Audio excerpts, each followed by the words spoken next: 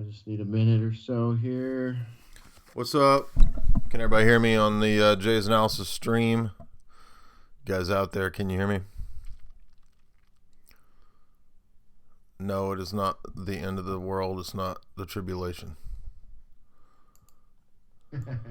Whoever asked that. Can you guys hear me? Okay. Patrick Swayze died a long time ago, man. What's the Mandela effect? Patrick Swayze came back, died. John Goodman came back and died. Everybody thinks those two are dumb. Yeah. There's some good, decent ones out there, but those two are among the dumber ones. Nelson Mandela died. But when? In which timeline? Maybe there's clones of Nelson Mandela, and that's what the source of the confusion is. Oh. Okay, so you guys are ready, right? We are. All right. Oh, let me try I'm going to unmute on my end, and let me just try a sample on this other machine, make sure it comes through. All right, mics are going hot for a moment here. Well, this is going to get confusing, but I can do it. All right, let's see here. Nope, got to go back to this computer. Bring this down. Hey, what's up? You're listening to Alternate Current Radio. How's everybody doing out there? alternatecurrentradio.com/chat is the place to be if you want to hang out over at ACR.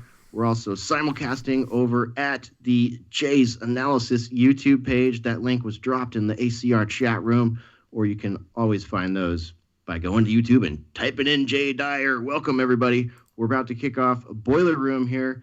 I want to see if my remote producer can hear this, and I also want to hear from the Jay's Analysis nerds on the YouTube. I'm hoping I built another secondary soundboard that should pipe into Jay's YouTube. So, can you guys hear this? What are you looking at, nerd? Huh? How about that? Everybody can hear it. Yeah. All right. Good deal. Okay, well, we're about to kick off Boiler Room here, everybody, so stand by because stuff's about to get real. Let's just bring this one out. There we go. Boom. Close that. It's going to be one of those techie sort of nights here. I'm juggling some extra chainsaws. But without further ado, here we go, you guys.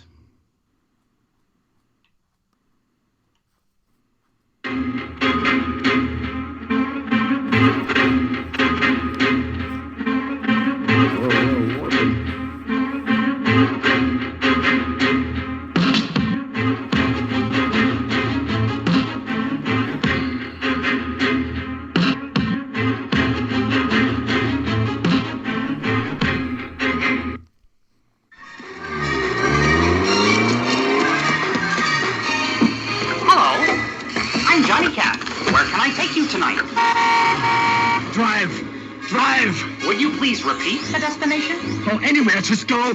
Go! Please state the street and number. Shit! I'm not familiar with that address. Would you please repeat the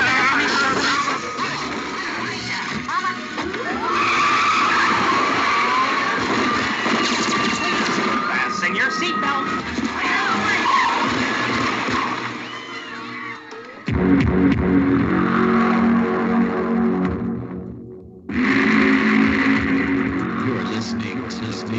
Boiler Room at ACR.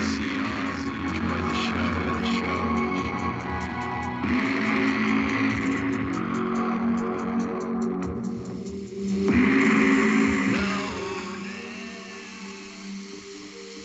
Can you dig it? Can you dig it? Dig it for him? Can you dig it?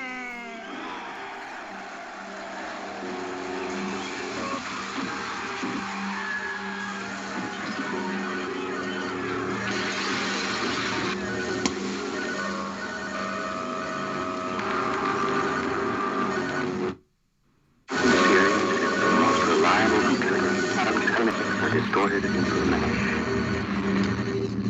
All right, here we go, everybody.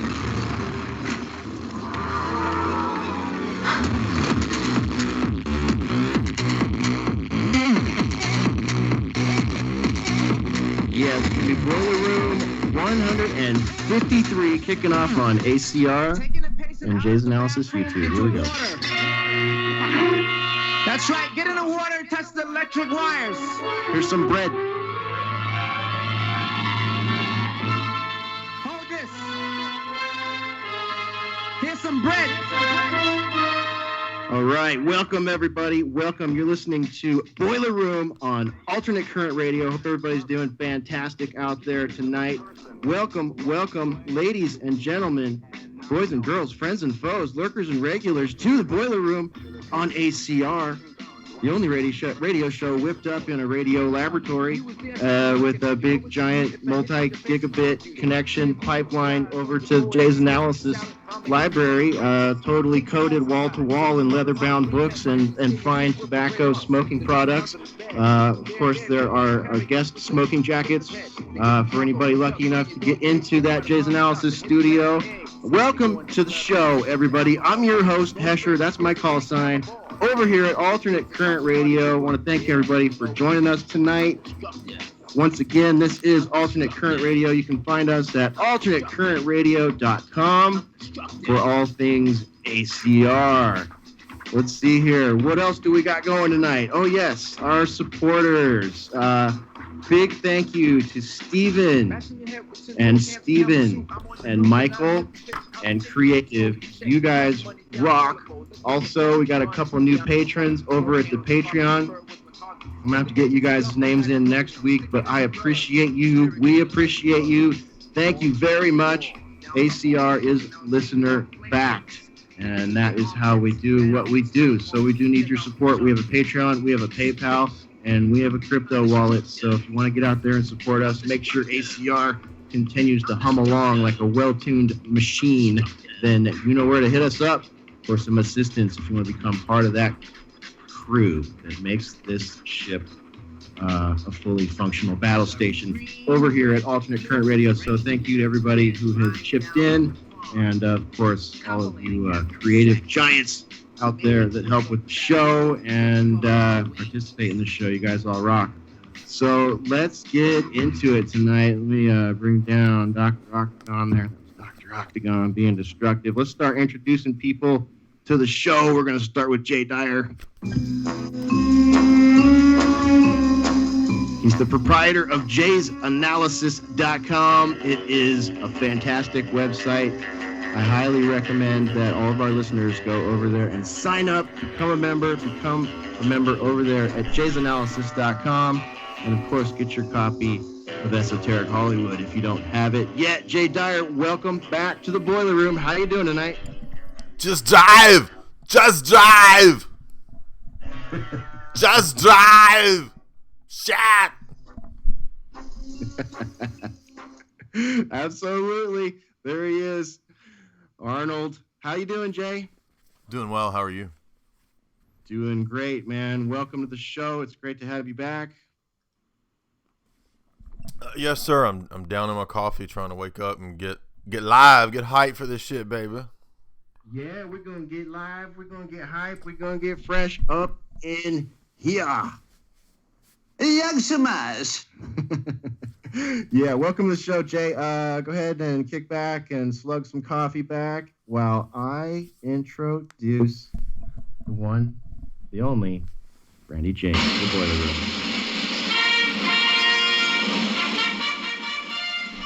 There he is, everybody. Randy J, once again, back in the Boiler Room on Alternate Current Radio. Randy J, how you doing tonight? And welcome back to the show. Doing great. Love the intro. Never get tired of the Shaw Brothers intro. And it's great to be here on another Boiler Room. Can't wait to see where it takes us today. I know. It's always an adventure. It's always an adventure. And tonight's going to be one of those uninterruptible talk show nights for show. And welcome back to the show, man. We're glad to have you. Randy J, kick back. I know you got a coffee going too, so you guys kick back and enjoy that. Wow. Coffee night. Yeah, it is. It's going to be a caffeine-fueled Boiler Room. I had mine before the show, and I'm feeling it. Definitely feeling some caffeine here. I haven't had any in days, so I'm really jacked up tonight. Let's introduce the lovely Spore. Hey, Lovely Spore, we all think you freaky. We think you freaky. Welcome back to the show, Lovely Spore. There she is, the host of the DJ Mastermind of Anarchy with Spore. And, of course, my lovely co-host here in the boiler room. How are you? I'm excellent. Really excited to be here. I don't know what it is. It's like spring or something, or it's going to be suddenly summer. I don't know. There's lots of energy in the air. The sun is shining. Well, it was today at least. And, I don't know, moods are up. And I'm excited to be on the call with these fine gentlemen. Yes, absolutely. The ACR Brain Trust meets once again. Here we are. Let me make sure I got all these tabs closed out. Boom, boom. Yep, that's done. That's done. All right. Okay, cool. Looking good. Got all greens and all thumbs up everywhere. Welcome, everybody, to the Boiler Room. This is going to be Boiler Room 153. And I'm going to have to recreate your shattering song, your shattering music. There it is. But let's break some ice. Lovely Spore, what is the first thing on the Boiler Room docket tonight for the icebreaker? Okay, this one comes from Stephen K. from one of our Facebook friends. Stephen K., you know who you are. You rule. You're always there for us. Really, really important information that you send our way. We appreciate you. So The Guardian was advertising a special vacation package. What is The Guardian doing advertising vacation packages? I thought they were busy collecting alms for the poor. They sound so poor at the end of all their articles. Well, I think this wasn't... Okay, so this has actually been retracted. It's been removed, so I can't actually look at the thing. I'm just seeing, like... Oh, they removed... Ooh, yeah, okay. Because there was a major Scandalous uproar about this advertisement, and the advertisement is for a vacation package to Greece in crisis. So wait a minute, they're calling the vacation, that's part of the title of this vacation that's package? In quotes. Greece in crisis. Yeah, and it's 2,500 euros. Okay. Which is about something like 3,700 US dollars to go to Greece and to see live protests. To speak with local government and NGO officials about the refugee crisis. If there wasn't any protests going on, they will pay a few people to get together and do a live protest for the travelers. Oh, they'll generate one for the group. That's right. So if everyone here on the call were to pony up and say, hey, I'm sorry, what was it called again? Greece in crisis. Greece in crisis. Hey guys, let's go to Greece in crisis this year instead of Coachella or whatever. They would whip up a protest for us. Yes, they would. And so that the amount of money that you pay for the trip, the 25 EU or 27 or 37, whatever, 3,700 USD, does not include airfare. So it does include your meals. It includes the discussions with local officials, NGOs. The protests are included in the package. You can also speak with families that have to deal with the economic crisis, which started about 8 years ago. So this is kind of like a Hunger Games, like let's all of us that have a certain amount of money, let's go look at the poor people. Let's make sport and entertainment of going and viewing people that are broke, that are financially destitute. Especially, Greece was hit hard. Yeah. If you follow what's gone on in Greece over the last 7-8 years or so, it's been a mess. Yeah. Wow. Unrivaled access to local journalists, politicians, NGOs, and experts. Wow. Yeah. Anybody want to go on a vacation? Was that The Guardian? That's The Guardian, yeah. Apparently retracted since Spore got wind of it. Yes. They heard you got a copy of that, and they're like, "Oh crap, we're gonna be featured on Boiler Room." How recent was that? This is a couple of days ago. Dang. Very recent. I think it's good news. This is actually good news because it means the Guardian's collapsing. That's true. They're having to run scams like this. That's exactly what this is. My goodness. Do you think they're using like some sort of crisis cast or something similar to that over there? Like when their touristas arrive, with their baguettes they picked up at the airport or whatever. I can't believe this. Yeah, that one. Amongst a sea of things that seem hard to believe, that's just another. Yeah. this is even more out there than I recall. I don't have the link or reference or anything, but I recall back around maybe 2013 or 14-ish, there were like government contracting agencies that were, and somebody feel free to send me an article or correct me on this if I'm off. This is totally from the depths of my broken mind, but I recall there was like I don't know what to call it. I'm trying to think of a extreme enough title for it that's not too extreme, but essentially I'm just going to throw Blackwater under the bus because they don't exist anymore. Or they've rebranded themselves, so it may not have been them, but they were offering to escort people into war zones with terrorists and get civilians a confirmed kill. What? Like set them up with, No way. Yeah, seriously. So I don't know what kind of tourism that is, but I mean, there's a lot of, this just goes to show that there's a lot of like extremist tourism. I don't know, that's probably a terrible term for it. There's got to be something better, but you know what I mean. You get my drift. Yeah. Wow. That's really dark. Are you serious? Are you serious? Right, man. I'll see if I can dig it up. Dude, that's crazy. That's like that. The old Ice-T Rutger Hauer movie. That's right? about, yeah, dude. I was about to say the Ice-T movie where he's getting hunted, and the rich people pay to go hunt people, and that's what happens in Hostel too. Right. That's right, Eli Roth. What is that? What is that old Ice-T movie? Ice-T hunted movie. Let's see here. I went and saw it. Surviving the Game. That's it. There it is. That's it. Yeah, Surviving the Game, 1994, I think. Right. Yeah, I forgot about that one. Man, look at T. He's got the big old dreads and beard and stuff. Awesome. He just turned 60 earlier this year. Man, Wow. he's still gangsta AF, man. Sort of. I Yeah. don't know. Yeah, Well- he's more gangster than Ice Cube, that's for sure. But I don't know. It's really hard to say that about a TV star.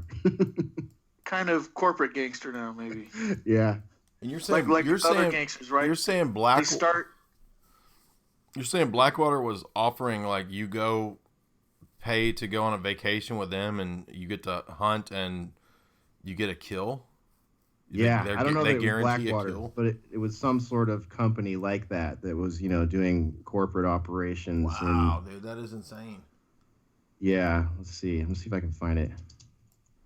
That is Get crazy. a Hostile. confirmed kill. I'm probably going to get put on a terrible list for typing that into my YouTube. They might send you junk mail to go on the trip. Yeah, really. No kidding.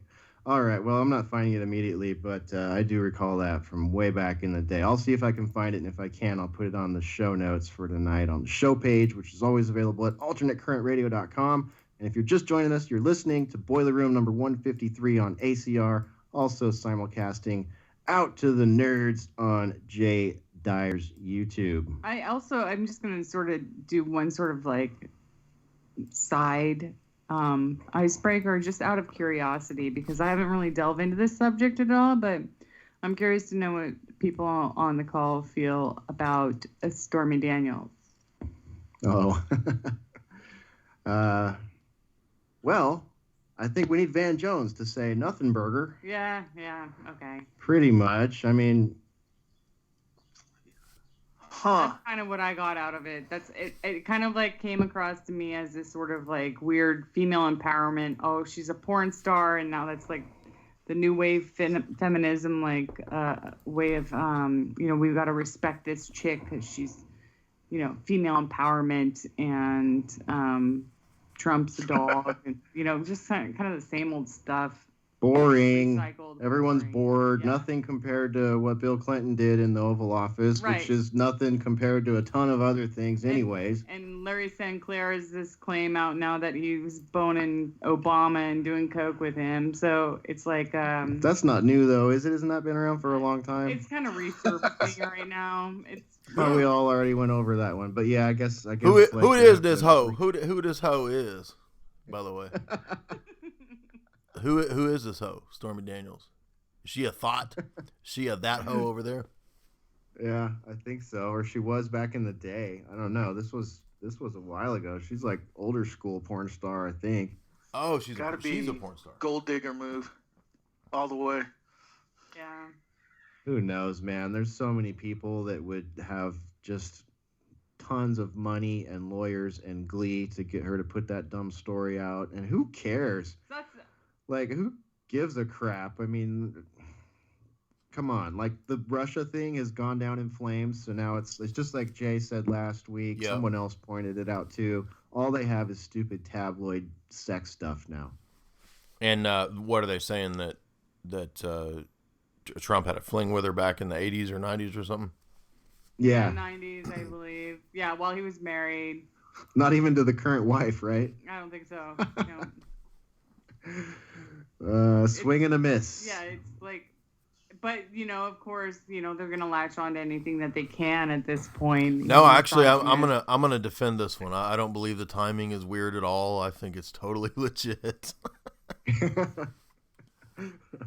But does it affect anything right now? It didn't affect his, I'm joking, from bro. what I've seen from Session Jones in our chat there, it didn't affect his alleged approval rating at all. So everything seems...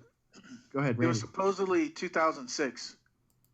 2006. Yeah, that's...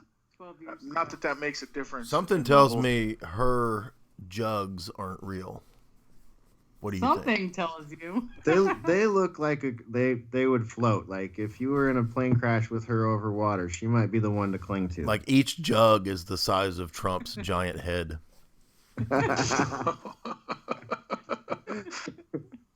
People are creating memes already right now with two little Trumps on top of her boobs. Quite literally, you could compare, put two little Trump heads equal size on top of the boobs, and it'll fit. I bet. Unleash the meme magic, folks. Show us what you come up with. Yeah, Stormy Daniels. I honestly haven't followed it very closely because of what it is. So I don't know. I don't have a whole lot to say about it except Van Jones, nothing burger for the most part. But it's just so refreshing to see something other than Russia. So have they But given isn't up? it a Are they tired- done? Did they give up on that? I don't know. I don't think so. They're still swinging at it. What do you think, Randy? You've been following that one a little bit this week. I think it's like a computer on hibernate. They're just keeping it at a low idle while Stormy Daniels or whatever it is this week takes front and center, and then whenever there's a lull, they just throw that one back in there. All right. Maybe they're out there whipping up some new Steele dossiers or something like that while they pass the baton to porn stars. Way to go, mainstream media. Way to go, left. That's just so not entertaining. It's not even even disinfotainment anymore. It's just boring. There is this thing though where they're really like glorifying porn stars these days, and we've seen it on that's true. some Netflix shows where they I mean, this is like the seriously like what the new feminism is. You have the ultimate power if you are a porn star, or a porn photographer, or that's just like the ultimate show of your feminism. Isn't that weird, Jay? How Like, strong you are. isn't it weird that they not even maybe a decade ago, the women empowerment people, that whole mindset, philosophy group of activists, they all had nothing good to say about objectifying women or the way women are portrayed in pornography, and now they're just full on changed their tune, and it's like, oh yeah, pornography is excellent, it's great, and it's so empowering, and you're strong women if you're involved in this. It almost sounds like people that haven't even ever seen it before and have no idea like how creepy and borderline like violent some of it is. Well, this is two examples in a row of again, just like we were talking about a couple weeks ago, of the hypocrisy of the left on the guns and the Parkland shooting kids. We've had already tonight two amazing examples of just total nonsense and incoherence on the part of the so-called left. When earlier you were talking about this poverty porn vacation, that shows the left doesn't care. The Guardian's supposed to be the left. They don't care about the the poverty of people in Greece if they're offering a poverty porn vacation. And if a few years ago feminists were, talking about the objectification of women through porn, now it's a feminist virtue. Just shows you that these things can be turned into the opposite of themselves within a few years. So they're obviously not true. Yeah, absolutely. I mean, what a strange distortion we find ourselves in. I mean, Spore, we just recently watched, they're pushing this on Netflix. I mean, tell people what you thought of this Netflix series that we watched. I mean, Netflix, you guys, is getting so bad. I've been saying that for a while, man. I've been saying it. Oh, Man, so it's in hyperspeed though right now. But Spore, tell us what we watched and what you thought of it. I don't even know why we pay this company anymore, but it sure makes good fodder for discussion. Well, I think it's shocking, and it's like it's a good review of the general state of mind of at least people in the United States. And it reveals a lot of current heavy push predictive programming. Yeah, and propaganda. It's mind manipulation straight up here. I mean, on almost every program we watch, they've got some sort of mind magic or NPL, or is that what it's called? NLP. NLP, sorry. Yeah, neuro-linguistic programming. Yeah, it's where they're manipulating. Anyways, so I think I probably brought it up on several shows, but I used to feel like I was a really strong feminist back in the early 2000s. You're a recovering feminist. I am now. I do not label myself. I am not a part of that group. I'm a recovered feminist. But one of the things that, kind of got me into that sort of scope of ideology was that just the way that women are portrayed in movies and the media there's a lot of rape and a lot of demeaning of women. And I felt like, that kind of struck me, why is it okay to have all these women getting raped all the time on these movies and stuff like that? It just seems like they were glorifying it. And that was, seeing a rape or a woman getting beat up or strangled, things like that was, at that point in time, was 10 years ago, 10, 15 years ago. At that point in time, it was really looked down upon. And now this new Netflix, it's like these women are literally getting strangled while they're being photographed or videoed for their porn.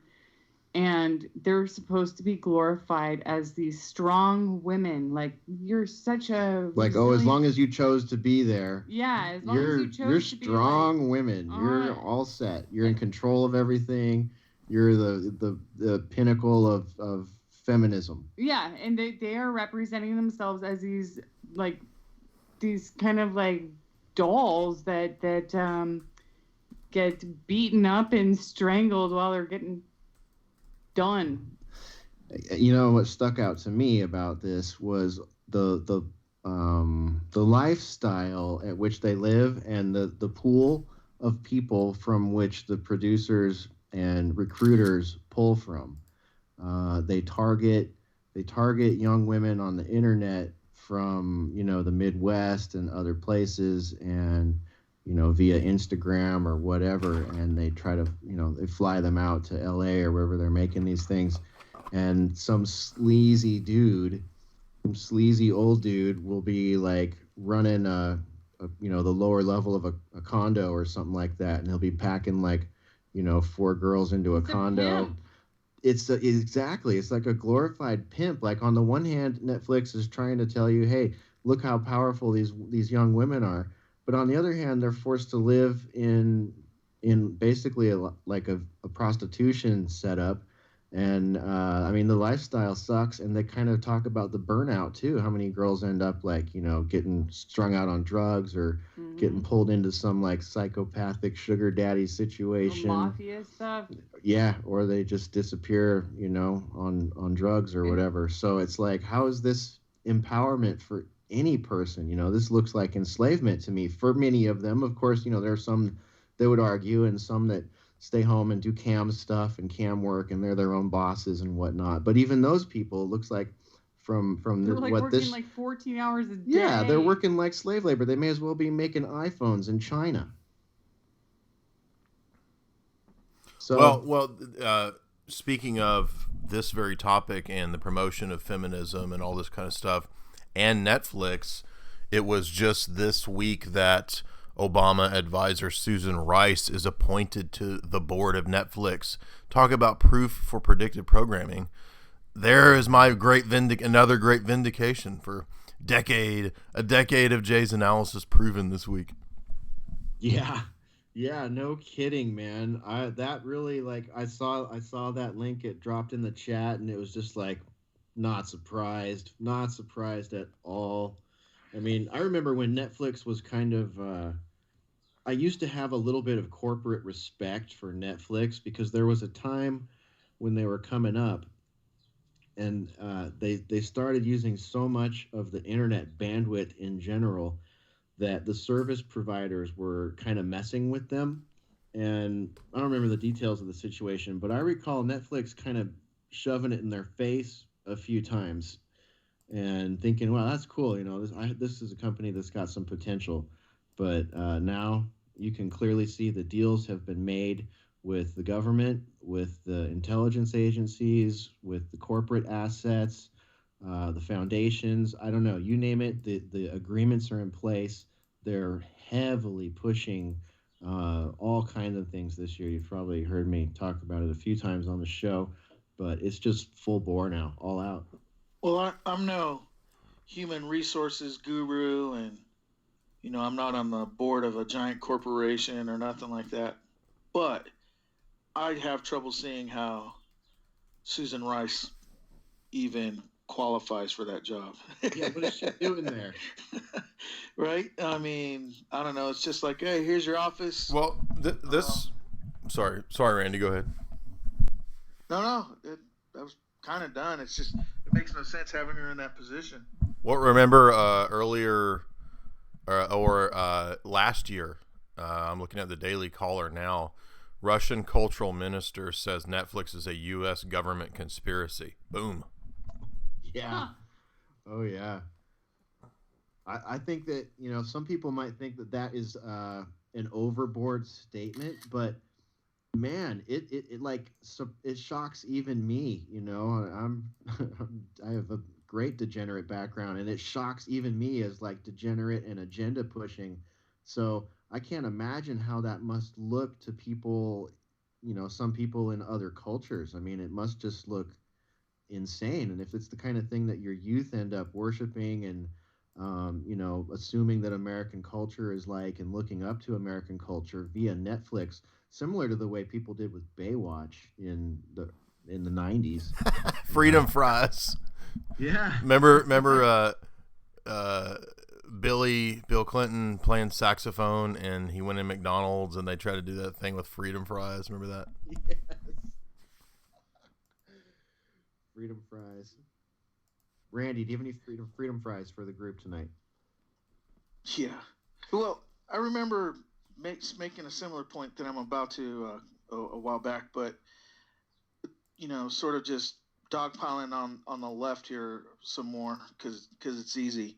There was always this thing from the left to like respect other cultures and to respect other people and nationalities and backgrounds, but at the same time, in 4 years, it's not new with Netflix, but it's just more ramped up. A lot of this stuff that goes overseas to these societies that have been tribal or agrarian or have other religious beliefs, more conservative, they're actually outsourcing sort of like values and things that destroy and tear down a lot of those things that they supposedly protect and value, and they're out for all the different cultures and things like that. So, I mean, there's another one, Jay. I mean, of how they just say one thing but they do something else. Yeah, I remember I remember Saturday Night Live used to lampoon Clinton, and it was Phil Hartman. He would do Bill Clinton, and they did a funny Freedom Fries skit with Rob Schneider. I'm gonna have to find that now. You know, who was that? Someone in the chat room made a good point there. Creative accidents. Same thing happened with Vice. You know, Vice started out this like, seemed like Yes. very sort Good of point. punk rock media. Like some sort of Canadian punk rock rebel sort of media group, and it actually started with a rag. I think it started with a zine, and It was Gavin McInnes and his punk buddies that started Vice, and then then he sold it, and then it was bought by Rupert Murdoch and then HBO. right. So you've got a similar set of board members there at Vice, and you'll find similar programming on Vice where it's like it purports to be one thing, but what it does actually is quite different. I don't know. We have a listener that's actually produced a couple things for Vice, and he's told us some stories about it. It's definitely an interesting case study, and I mean clearly. It looks like Netflix is in the same swim lane here. It looks like, check this out. So Session Jones just dropped us this one, you guys. Obama's reportedly in talks with Netflix about developing a series. Oh, The former president and his wife want to tell, quote, inspirational stories. It's gonna be good. It's gonna have me. Gonna have some superpowers. A lot of superpowers. I was about to say something dirty. I'm not going to say it. Now, Mr. President, what sort of inspirational stories are you going to tell with the First Lady here, the ex-First Lady? We're going to tell the story of the pet goat. You may know this from George Bush and his tenure, where he told this story to a bunch of little kids during the World Trade Towers. I'm starring as the goat. Because I am satanic to the core. This is getting really stupid. I'm sorry. It's all right. That's all right. That's good. Always good to have an Obama appearance there. What do you think, Randy? I was gonna say that makes sense if there's, on a bunch of levels. One, they could sort of course, it's gonna be, with sparkly magic fairy dust and everything like that, just sort of like, it's just the perfect family and just the wholesome people and great people that just happen to have been president and first lady, and they're still active and they still care, and it'll probably be used constantly to juxtapose versus Trump. Look, this is how a real president was and is and needs to act and everything. It'll be totally just used for fodder to keep the same bash, one side, prop up another side sort of thing. And if it works out great, it could be sort of the Apprentice for Michelle if they're serious about that. And if not, no one will ever know. If there's no legs to that ever happening, then they could just like let it roll and let it go away. If not, it could just sort of be like the groundwork to PR her up for a potential run. I don't think so, but I mean the worst thing it does is it's something they could use against the Donald. Do you remember when Obama was running second term and Pastor Manning was calling him the Antichrist? Yeah. You do remember that?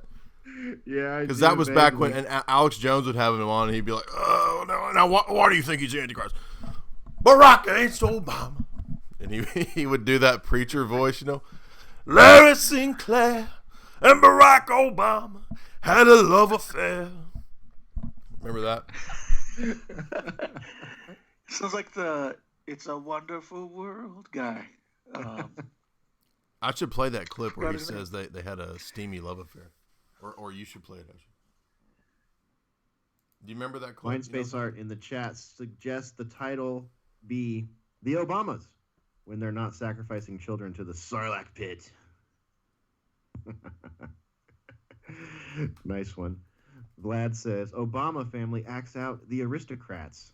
Ooh, that sounds cringy.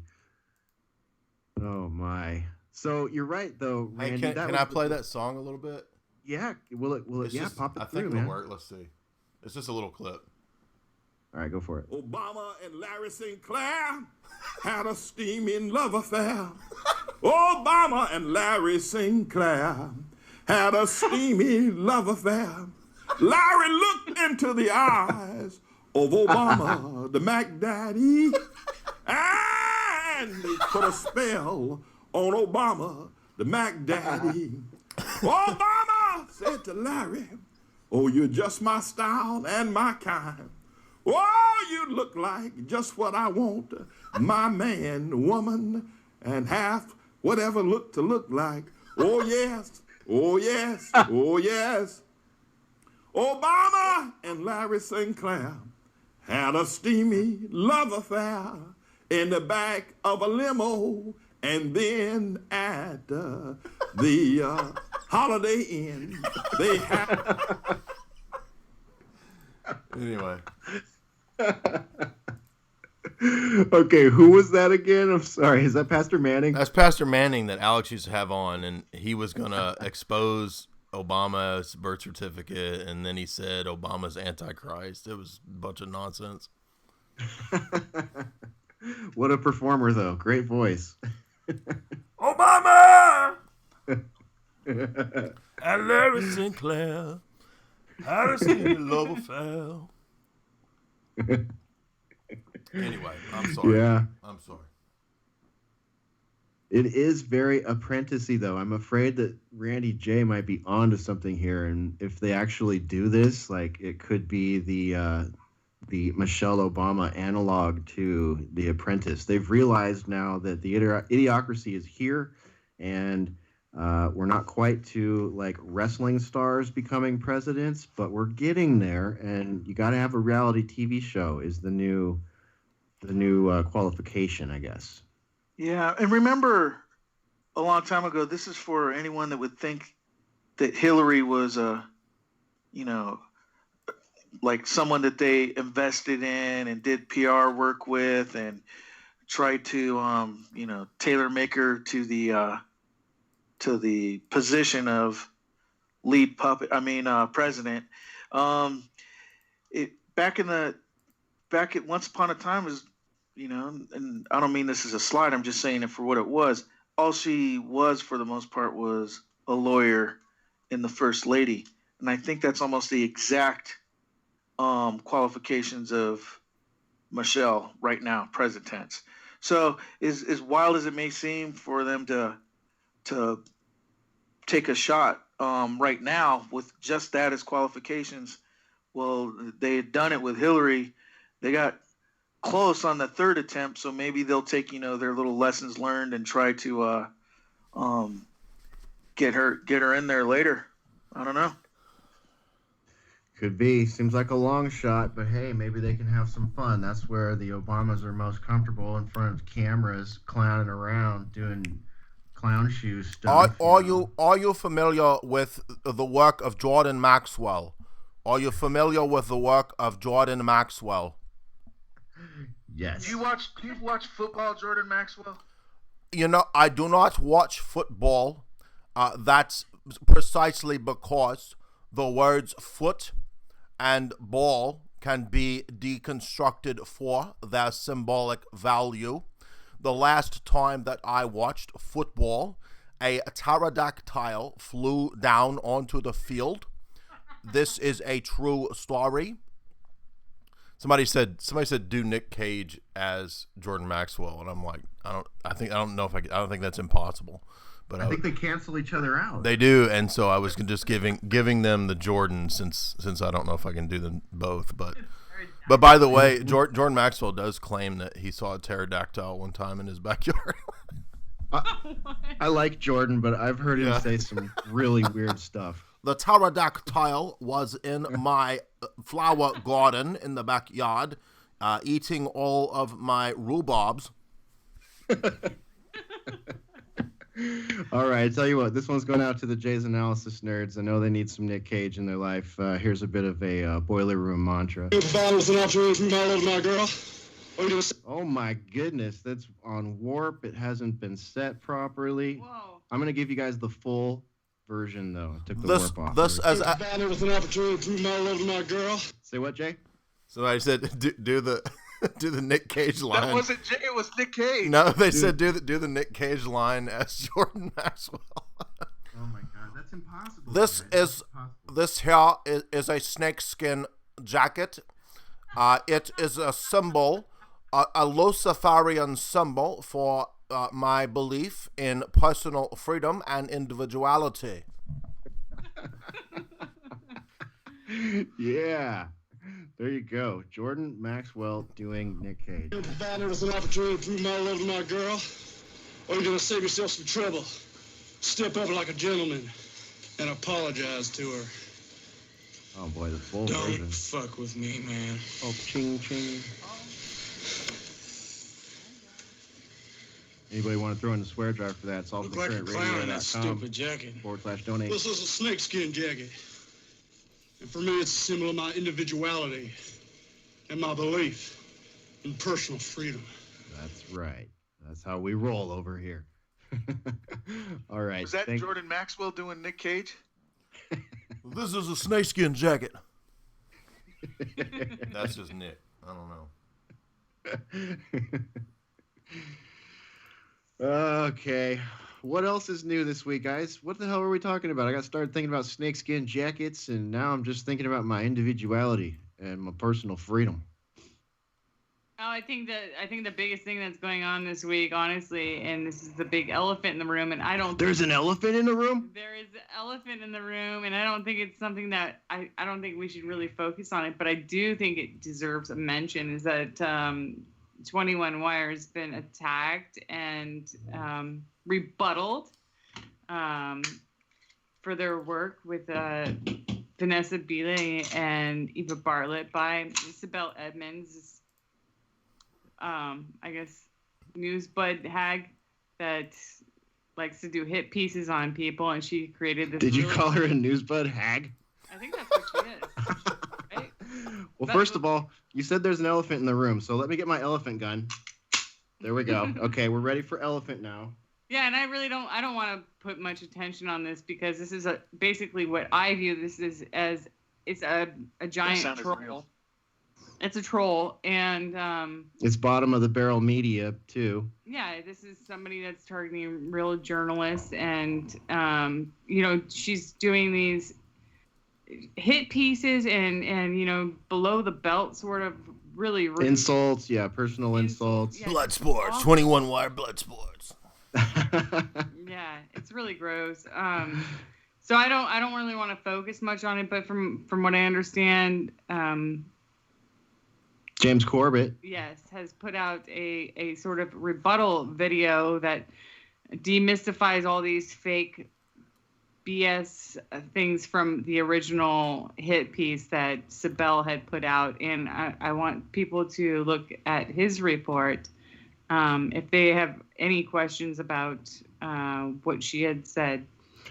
Yeah, I know a lot of people have noticed that going on in the social feeds. I was blocked from that Twitter account before I even said anything. I've kind of just been watching, seeing what's going on, and it's pretty ugly.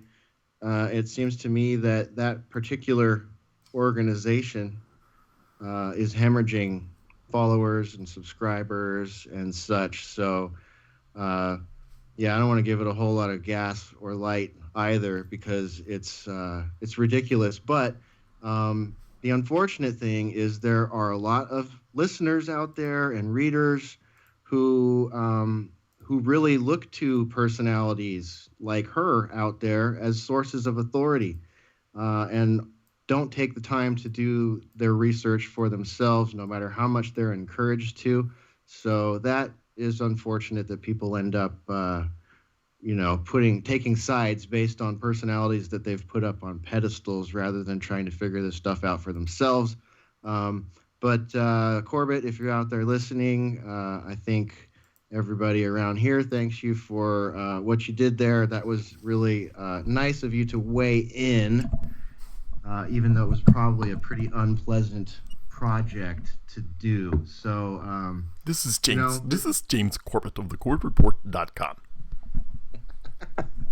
the Jay's analysis impersonations are just flinging around the boiler room tonight. Now that kind of sucked. I got to like work it up right. I'm not gonna dominate your show with a bunch of impersonations and piss everybody off. So forgive me. I'm gonna stop. I'm gonna slow down. So, but I am glad that. By the way, I'm glad that Corbett responded to her because they used to do a lot of stuff together. So that's really cool.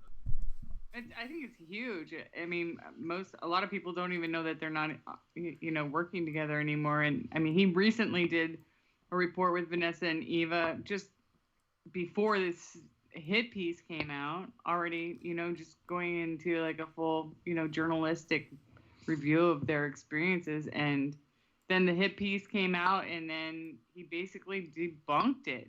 And from what I understand. So. Yeah, good on him. And I think a couple other people have left the umbrella. They might have been hanging out under there for a while. That just sucks, though. I hate that, when it's like good presenters end up like in what they think is a decent network, and then, they all get slapped in the face, or there's a big bait and switch, or who knows what happens there. Who really knows who this lady is and what her end game is here, but I don't know. What do you think, Spore? I think that I think it's always very fishy when somebody who is supposed to be a renowned journalist or investigative reporter or whatever you want to call somebody like this, somebody that has a website that's based off of journalism, takes their time and their money to do an investigation on somebody else that's a journalist or a reporter, rather than looking at what the hell is going on in the nation, in the world, globally. Why are they spending so much time and money and energy on, some other journalist when, we've got how much money is going to be given to Saudi Arabia to supply missiles? It was like something like $5 billion. Yeah. There's so much going on in the world, and we've got people that are out there trying to do hit pieces on other journalists. White House approves $1 billion arms sale to Saudi Arabia, including 6,500 plus missiles. Yeah. Right. Well, there's a thing where if someone just takes a shot out of someone else out of the blue, I'm always gonna say, hey, defend yourself. You know what I mean? Or it's that person's option to just play silent, or to hit back, or to at least have a reasonable response, and let it go, or whatever. I mean, if someone, but that's a good point that you made, Spore, there. That because if they have an issue with the other person, their tact should be to just let their journalism stand on its own. There's no need to, take a shot. And when you do, it sort of maybe makes it look like you're the one trying to get attention doing it. And Corbett, he usually sits on the sidelines. That's what I've found fascinating. When I would say sit on the sidelines, like amongst, alt media, and he pretty much did what he does. He just took open source stuff. He always says that, right? Open source, investigation, and look into and look at things via open source, and that's all he did. And I actually watched or was listening to that thing, wire to wire, and he just put it all out there. I mean, blow by blow, in excruciating detail, so that it's pretty much, in my way of looking at it, impossible for Boiling Frogs or Edmonds or whatever to have any kind of comeback that can't undo what they already did.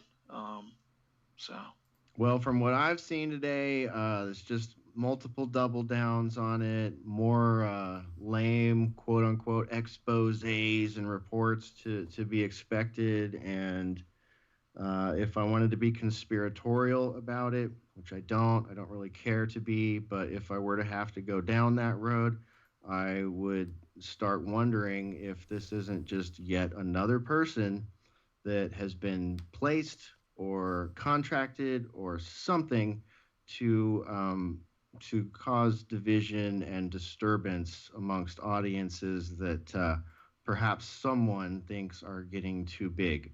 And it's a common thing that we've seen over and over again in our years doing this, where someone will come out, they will come out of nowhere, they will have extraordinary coverage out of nowhere, and they will become very popular out of nowhere also. But then sometimes even years later, their MO starts to change, and everything becomes about, you know, disrupting other channels, other shows, other journalists, and doing the mudslinging thing. And you know, I mean, I know that there's a lot of media maniacs that listen to Boiler Room that follow all these personalities, but you know, a lot of listeners don't. A lot of listeners don't know who these names are, and really probably couldn't care less. And I think that shows and people that focus on that stuff too much. I mean, I don't know. We're kind of in and out of things like that because we're crazy media maniacs over here. But I think shows like, you know, and people like her, that it's just like, this is, you know, they go on a jihad essentially. You know, there's only a narrow audience that really cares about that, in my opinion, and it keeps your broadcast and your presence and your brand at the bottom of the barrel when that's what you focus on all the time. Yeah, we've seen this sort of jihad, so to speak, in the past. This is not the first time we've seen this, and in general, from what I've seen in the past, it's usually like they're trying to usurp your audience. And unfortunately for Sibel, it ain't working this time. I mean, I've been looking at the tweets, the follow-ups, like the comments. People are mad. People are not buying it. This whole hit piece is just discrediting all of her work and everything that Newsbud puts out. Well, how many times can you talk about Gladio, dude? That's like the only thing she's talked about for like 10 fucking years, dude. Right. Gladio, what did Patrick say? Like Gladio, Z, X, B, A, T. And I thought Jay was going to just stay quiet. No, dude, I don't have any interest in her. No, I'm messing, man. Yeah, and she sets up this whistleblower network in which she's the only whistleblower that I can find. I don't know. I'm having a hard time buying it, but whatever. At any rate, let's quit. Let's take the spotlight off of the cockroach and let it crawl back into the darkness. And for anyone who wonders, Boiler Room's position is you might want to go read for yourself. You might want to go to 21stcenturywire.com and click on that white helmets link up in the top. Become familiar with that body of research that has been put together and curated by 21 and their colleagues and associates. The guests on Sunday Wire, you know, listen back to some of the crucial Sunday Wire episodes on it, and go watch and read whatever this woman has out there. And then maybe to cap it all off, just view Corbett's video, and I think you can make up your mind for yourselves. I'm not going to make it up for you. There are plenty of people out there who have read this stuff and are mad. I mean, I've seen subscribers, one of our friends who was a subscriber and a supporter and really considered that to be a grassroots independent outlet, supported them with some of his hard-earned money, and is now just irate and pissed off. And I know he's not alone. I know there's a lot of people like that. So to those people out there, sayonara. I haven't. Goodbye. I haven't. I'm sorry. Go ahead, Jay. I haven't had a chance to look at this stuff except for what I saw like a week ago when we were talking about it. What is Sibel even bitching about? Like, why does she not like Eva Bartlett? What's the problem? She is essentially what she's doing is she's leaning on mainstream media talking points, unproven mainstream media talking points. Like she's one of the many that claim because somebody was featured on RT, they're on RT's payroll, which is not true. We've known multiple people that have been on RT, and RT, if you're not an employee of RT, they aren't giving you money for appearing and giving your analysis, nor are they giving you direction on what that analysis would be. Yeah, I didn't get anything for being in that thing with Sean and Oliver Stone. Right? See? So except promotion. Another example. Exactly. So there's that, and then there's I think she's kind of coattailing one of those other blokes out there on the internet who has radio shows and has accused them of poor journalism with nothing, nothing to back it. What else was there? There's a whole laundry list of claims that she makes that are false. She attacked Mr. Tim Anderson, who's been on Sunday Wire with us before, and she referenced a incident that had him imprisoned in Australia and called him, I believe she called him a terrorist. She did, yes. And, this incident that took years away from his life in this Australian prison. 6 years. Yeah, he lost a good chunk of his life in this prison, and it's a well-documented fact all over the place that it was a gross misconduct of justice, a mishandling of justice. And, you know what I mean? Like, he's long since been cleared of that, and it was basically a false imprisonment. So, she's latching on to anything she can find, and she's also openly, it seems to me, just from reading the chatter, that she's openly requesting the help of internet trolls. But I don't know. It just gets down in the weeds there. But Corbett did a really good job of unhinging a lot of the things that were said in her original video. So that's what I recommend people do if they're interested in this. I know some people are, and some people maybe are not. It's finally time for the Corbett Report to come unhinged. I'm going to be talking about Newsbud. You may be familiar with Sabelle Edmonds. I'm just kidding. I like Corbett. I'm just joking. Yeah, it's all in good fun, James. If you're out there, we appreciate you. Loved having you on Sunday Wire last time. It's been too long. Hopefully it'll happen again soon. But yeah, so that's what's going on there. Look what this just got her. I mean, this just got her 20 or so minutes of talk where we mentioned her name, we mentioned her site.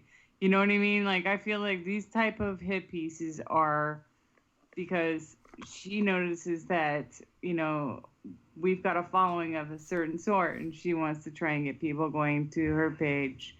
Well, so good luck with that. Good luck with that, because if people actually will do some of that research that I suggested, there's not going to be many people coming there. And you would think that she might have backed off a little bit when she saw her readership start to drop. And to me, that's a red flag. If your readership and your subscribership are dropping, I promise we're going to stop soon, why would you continue the bad business practice of libeling and slandering other people in your swim lane? I wouldn't think you would do that unless you had some sort of other financial backing. Maybe you got paid. Yeah. Oh, all right. We're in the what if territory here now. So let's get out. We'll take the spotlight off the cockroach and let it scurry back under the garbage can where it belongs. We're going to take a quick break over here, everybody. I'm not sure how a break is going to go on the Jay's Analysis live stream, but we're going to take a quick break over here at Alternate Current Radio. You're listening to the Boiler Room. I'm gonna find some gay ass music to play during the break. There you go. She's a stunning, beautiful woman, and if you want to call her anything else, I'm ready to throw down. No, we're totally fine with it. Woo, woo, woo, woo, woo. It? Did somebody just refer to Caitlyn Jenner as it? I'm PC, bro. I'll throw down. Sweet, you're PC, bro? Yeah, Arizona State. Sweet, bro. I'm PC UMass. Yeah, sweet, dude. Sweet. So do we have a problem here? No. Caitlyn Jenner is the bravest woman in America. Woo, woo, woo. Does someone here just say America in a way that otherizes and demeans the people of Latin and South America? Nice, dude. You PC? Yeah, Chino Hills. You think Venezuelans aren't Americans, bro? Yeah, you want to make fun of me? Hey, What seems to be the problem here, gentlemen? Who the hell are you? I'm PC Principal. Oh, nice. We're all PC too. No way. There's more PC bros here? Yeah, dude. Ohio State. Sweet bros. Texas A&M. Bro, I had no idea there were like-minded individuals in this town who defended social minorities. We should all hang out. We should totally hang out. We should all get a house together and unite our tolerant views. Do it, dude. Yeah.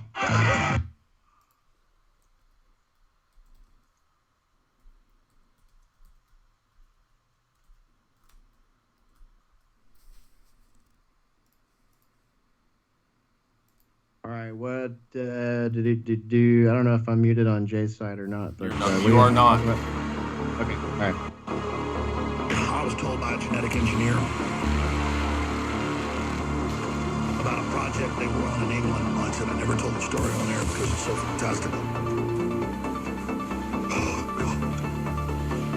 They had in tanks people with gills, and they're little babies, and they were in there just gulping, clawing at the sides. You see a turtle at the zoo, and it looks out and you feel for it.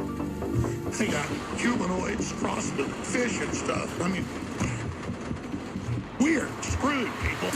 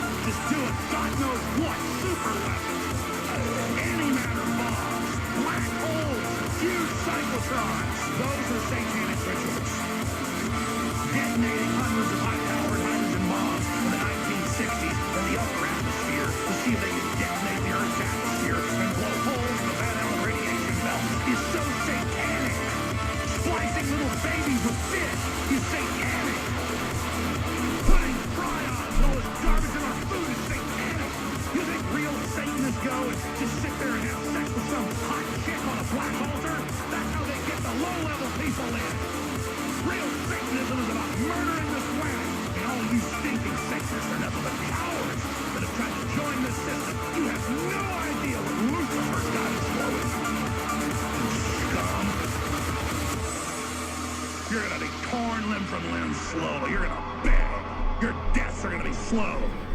Know that, scum. I start crying because 10 years ago, people were able to buy themselves food.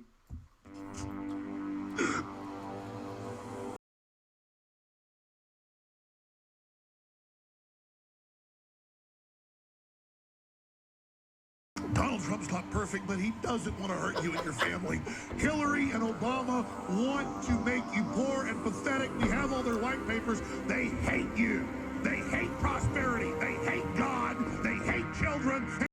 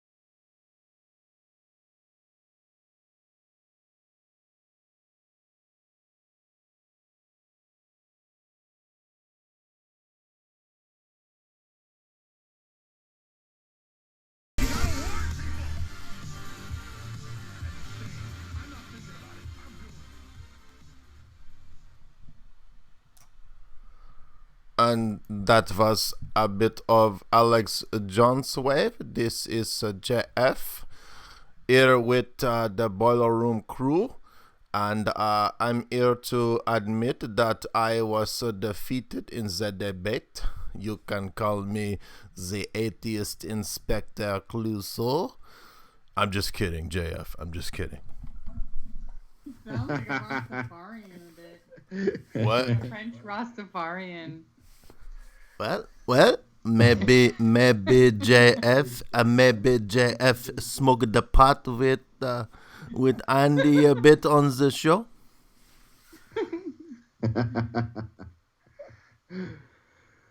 All right, you guys. I think I'm about ready to come back. Thank you, Jay's Analysis YouTube, for being Some patient Alex while Jones we take an wave. ACR break over here. For some Jones Wave. Yeah, Jones Wave. I didn't know that was there. I just typed in. I was like, I wonder if there's Alex Jones Wave. And of course there is. There's like a Jones parody of pretty much any kind of Everything music. now, I yeah, think. right. You gotta love that. All right, stand by, you guys. I think we're gonna come back on momentarily here. Let me get some music on my end. Stand by. Do that one. People in the chat are liking the JF impersonation. I'll unveil my Andy impersonation soon too. Oh, nice. Good deal. Okay, let's see here. I can't wait for that one. Yeah, that should be good.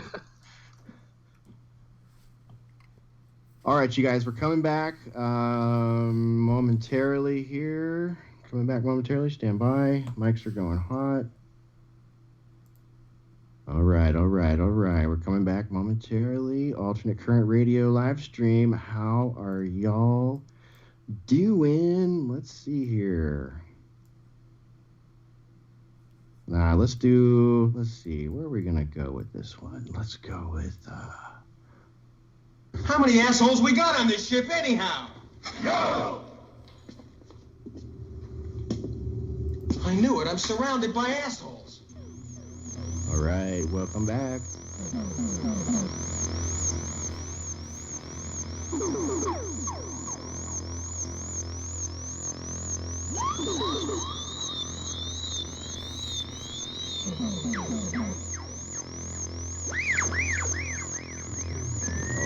All right. You're listening to Boiler Room number 153 at Alternate Current Radio. And of course, we're simulcasting live out there to the Jay's Analysis YouTube channel as well.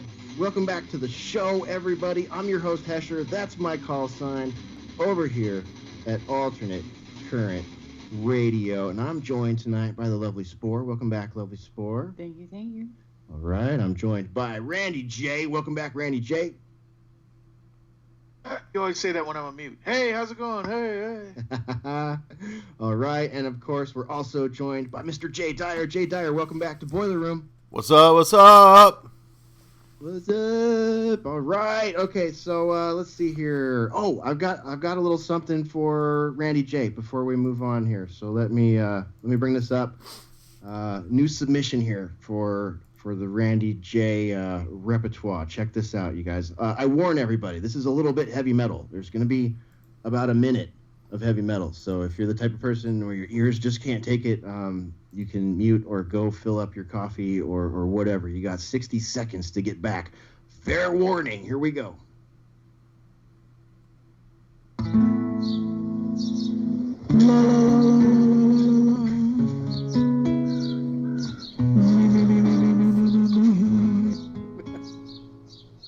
Mary had a little man just as white as snow.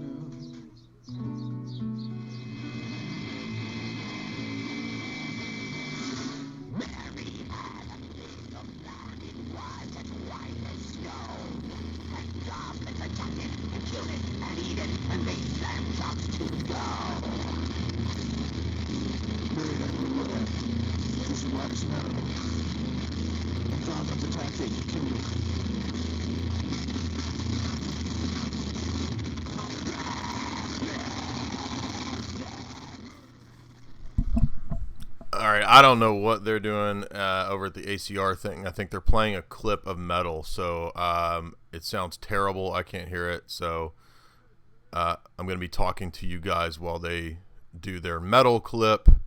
And this is interesting. Sean Stone, who I just was in his documentary with him, and Sean is actually releasing a movie that looks kind of funny. I watched the trailer. It's called Fury of the Fist, and it's pretty crazy. He's actually got Bianca Van Damme in it so it's like Sean Stone and Van Damme's daughter starring in this. I guess Sean is producing the movie. I'm not sure, but it's kind of like a jokey B-movie parody karate type flick. So if you want to check out that trailer, Fury of the Fist and the Golden Fleece, with Bianca Van Damme and Sean Stone. You guys back? Yeah, we're back, man. We're back. Thanks. I apologize. It just sounded really bad on my end, so I just paused the audio on you guys for a minute. Yeah, that's the problem with high decibels pumping through Skype calls. Sometimes it starts to drop packets and stuff. So it'll sound clear as a bell to the Spreaker listeners, but to the Jays listeners, sorry about that. Sometimes I forget. That's all good. What was that? What was it? I don't even remember singing that. What? That scared me. I know, that was weird, right, Randy? Like, I don't remember you doing that either. I remember that. There was a mic check. There was a hot mic check. Oh, right. It was at the South by Southwest. Before we were, yeah. That's okay. Right. One of our audio ninjas caught you on a hot mic check there, man. Oh man, it's scary. I'm like, would the NSA like freaking kick that back to, I'm guessing Funk Soul or something? I don't know. I shall not reveal any secrets, but definitely a crafty audio engineer out there picked you up on a hot microphone. So that was Randy J's "Mary Had a Little Lamb" microphone check. All right, let's move on, you guys. Does anyone have anything big they want to talk about? I'll just throw the mic in the middle. I threw just a brief little plug there. I haven't seen it except the trailer. I don't guess the movie's out, but Sean Stone's new movie is coming out, and it looks kind of funny. It's a little bit of a satire parody of the martial arts genre. It's called Fury of the Fist and the Golden Fleece, and he actually scored Van Damme's daughter for it. It's Sean Stone and Bianca Van Damme. Does Bianca Van Damme do the Van Dammage thing? I guess she has some kind of martial arts training because the movie, involves a lot of. Do you remember that there was a spate of comedies that were like kung fu comedies? Remember those in like the late 90s, early 2000s? I cannot think of the name of. They're kind of one of them's funny. It's like a black kung fu thing that was a hit comedy. That one's pretty good. So it looks in the vein of that, but yes, it does look like Bianca has some martial arts skills. Like Kung Fu Hustle. Yes, that's it. That's a good one. Yeah. There you go. All right, and there was also Kung Pao, Enter the Fist. Yes, that's what I was trying to think of. Thank you. There you go. So apparently, cool. Right, Sean has made one of these now. And I've only seen the trailer, so I don't know. This sounds right up Randy J's alley. I'm not too hip on some of the newer kung fu movies. Like I did recognize the Kung Pao one. There's another one, Shaolin Soccer. I went sort of like back. My forte, you might say, would be. I know the some of the more famous new ones, Ip Man and. I see Bianca doing the splits thing that Jean-Claude does, so I'm guessing, she's a martial artiste. I'm guessing if Van Dammage is your dad, you dang well better know some martial arts. At least a good roundhouse kick. Yeah, she's doing like the balance, like the splits, like where Van Damme does the splits and he's. You know what I'm talking about? Right. Yeah, he's like the negative space splits. He's on two like horses or some shit like that. Yeah. Yeah. All right, cool. We'll keep our eye out for that. Do you know when that airs or when it drops? I think it has a limited release. It is a theatrical release, but it's only going to be limited theaters, so probably have to catch that on something online or rental or something streaming. All right. Yep. There you go. So got to find it yourself for those limited releases. There's Van Damme doing the air splits between two chairs in the ACR chat room. If you're listening at Spreaker.com or elsewhere, you can always keep an eye on the ACR chat room. It's alternatecurrentradio.com/chat. You can also find our homepage there, our main slider with our most recent shows, talk radio shows, music radio shows. Don't bother with the schedule. I need to remove that. It's a useless mess. And of course, our donate link up there. If you want to support us over here at ACR, we do need your support. All right, you guys. I got one for you here. This was submitted to me by Dick Rubin, one of the Hesher Session regulars. What's up, Dick? How's this for a headline? Tell me how this strikes everybody. Bitcoin could become illegal almost everywhere after shocking discovery in the blockchain. There's something hidden inside it. Spore, you're not qualified to guess this one because you think you already know. Dyer and Randy J, what do you think's hidden inside the blockchain that could make Bitcoin illegal almost everywhere? Shocking. What I heard was that there's an NSA backdoor, which I already kind of figured there were, but is that what it is? Nope. Although that is a great guess, and I tend to probably agree. Randy J, how about you? What do you think? If something would be, is it currently illegal or something they want to make illegal? I think this is fan fiction for mainstream offshore bankers. I'll give you a hint. Whoa, okay, I didn't know. I thought that they were going to try and make it illegal if it truly was anonymous. So, Okay, yeah, I don't know. well, check it out. This is out of sciencealert.com, not a website I'm familiar with or promote. And also notice they push the Al Gore style man-made climate change lies and throwing around the term fossil fuel like it's the greatest thing since sliced bread, as though we're all dumb enough to think crude oil comes from ground up dinosaur bones. But anyways, this site says the Bitcoin world is coming to grips with a shocking revelation that could potentially threaten the very existence of the world's foremost cryptocurrency. In analysis of the Bitcoin blockchain, the publicly accessible ledger of transactions upon which the system is built has revealed a vast trove of data is irrevocably tainted with unremovable links to illegal child porn, which are inevitably distributed among and by all users of the currency. Dude, that sounds like total FUD. You know what the FUD is, right? What's the FUD? Tell our users. FUD is fear, uncertainty, doubt, and that's where they, attack these kinds of things. And anytime anything happens with Bitcoin, they say, "Oh, fear, uncertainty, doubt." So it's like Bitcoin's going down, and they've done this ever since Bitcoin was created. Now, I'm not saying that there's no such thing as this in the blockchain. I have no idea, but this just sounds like way outlandish. So they're saying everyone who has bought cryptocurrencies has transferred this. This is preposterous. Yeah, can you believe this? It's total fan fiction, I think, from scared as crap bankers. And I mean, this sounds exactly like what they would invent. Yeah. Yeah, exactly. And I mean, I'm trying to find the part here. There's a part where they're talking about like how big these chunks of code are, and they're very small chunks of code. Let me see here. The view of a team led by researchers from Germany's RWTH Aachen University who sifted through the blockchain to examine how much arbitrary data it contained. While the open ledger is primarily intended to store financial information related to Bitcoin transaction, non-financial information can also be inserted into the blockchain by users on the system and to drastic effect. In their analysis, the researchers uncovered more than 1,600 inserted files on the blockchain, over 99% of which are texts or images, including links to said materials, copyright violations, privacy violations, and more. Here we go. This is it. The data capacity of each block on the Bitcoin blockchain itself is a very slim 80 bytes.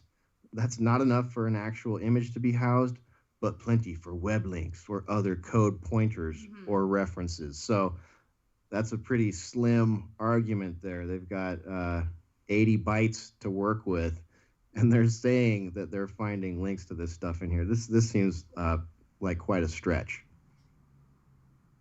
Definitely quite a stretch, and it seems to me like this is major propaganda. I mean, the biggest fear right now as being an innocent civilian for your web trafficking, whatever it might be, is that you will end up with child porn on your computer. I mean, this is like something that's being propagated on several movies, TV shows.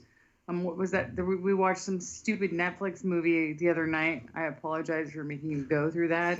Somebody was tricked into. Oh, that was stupid. But yeah, this is another thing that's being pushed in the media. You're right, and it's not just about Bitcoin, because there are other like social media systems. Like look at Steemit and some of the other ones that have a blockchain base that are direct competitions for the establishment social media platforms like Facebook and Reddit and Twitter and all that. So this is, clearly a pretty poor argument, pretty poor set of research, but you can see they're kind of trying to poke a hole here and see if they could get some traction with this. Well, it's not even just if you're involved with blockchain. It's like if you don't know the right person, somebody can put something in your computer and make you look like a criminal. It's like this instilling fear into the general population that, like if you're involved with anything, oh wait, you're involved with Bitcoin, oh well then you might get arrested for child porn. Like this is ridiculous. Like, I mean, and maybe, I've always said there's no justice in the justice system. So maybe people could have, be framed for something just because they're buying Bitcoin. I mean, well, they'd have to do it to everyone, because the blockchain is like, it's, you know what I mean? It's not individual to a certain user. Like everybody's basically riding on the blockchain. So what they're proposing here is that nobody can use it. It's corrupted and should be illegal everywhere. Well, Google has been, so I hear and so I read, has been driving down the price in the last 3 weeks. I mean, I sold off what I had a while back because everything was tanking, and I figured it would keep tanking. And the story is, at least from pro Bitcoin people, is that Google started like not allowing any Bitcoin ads.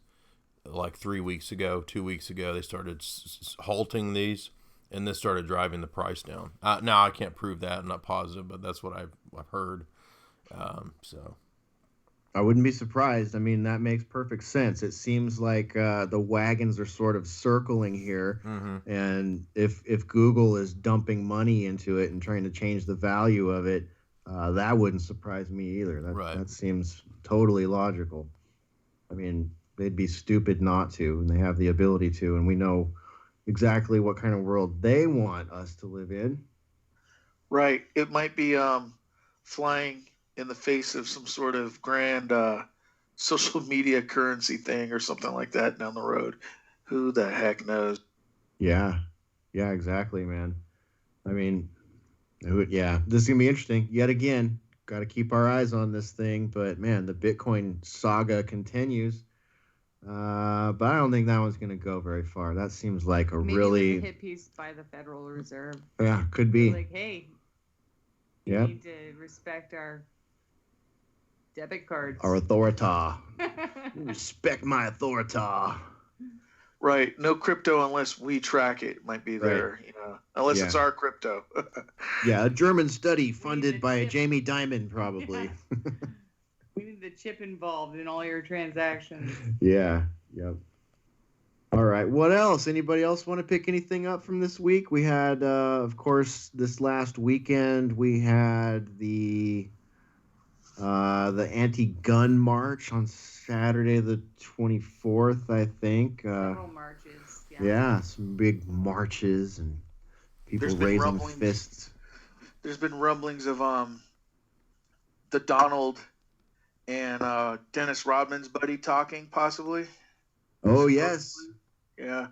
And if the Donald could come up with some sort of peace treaty between China, North Korea, and South Korea and the United States, he will have accomplished more in 1 year than any president in decades. And wouldn't Wow, that how be interesting? How would they spin that? I don't know how they would spin that. Well, you know how the left would spin it, man. They would take the warmonger route. Apparently, that's what they like to do when it comes to North Korea now. Well, right, they'll say, how dare he? He should be nuking them, not sitting down and talking with them. Or maybe they'll say, wow, Xi Jinping and Kim Jong-un finally, brought warmongering Donald Trump to the table and got him to talk peace. Maybe they'll put it that way. I mean, they'll find some way to spin it. I think on that thing that, and this is just, total speculation, trying to look at it, from a certain perspective, I guess. I think that Xi Jinping is the one that probably called Kim Jong-un to the table and said, hey, let's work something out with the U.S. And his reasons would probably be so that there's not some sort of border skirmish, fighting, hot war, nuke, or anything going on in the peninsula. Maybe just to quiet things down, because I think he needs North Korea to be there and just stay North Korea.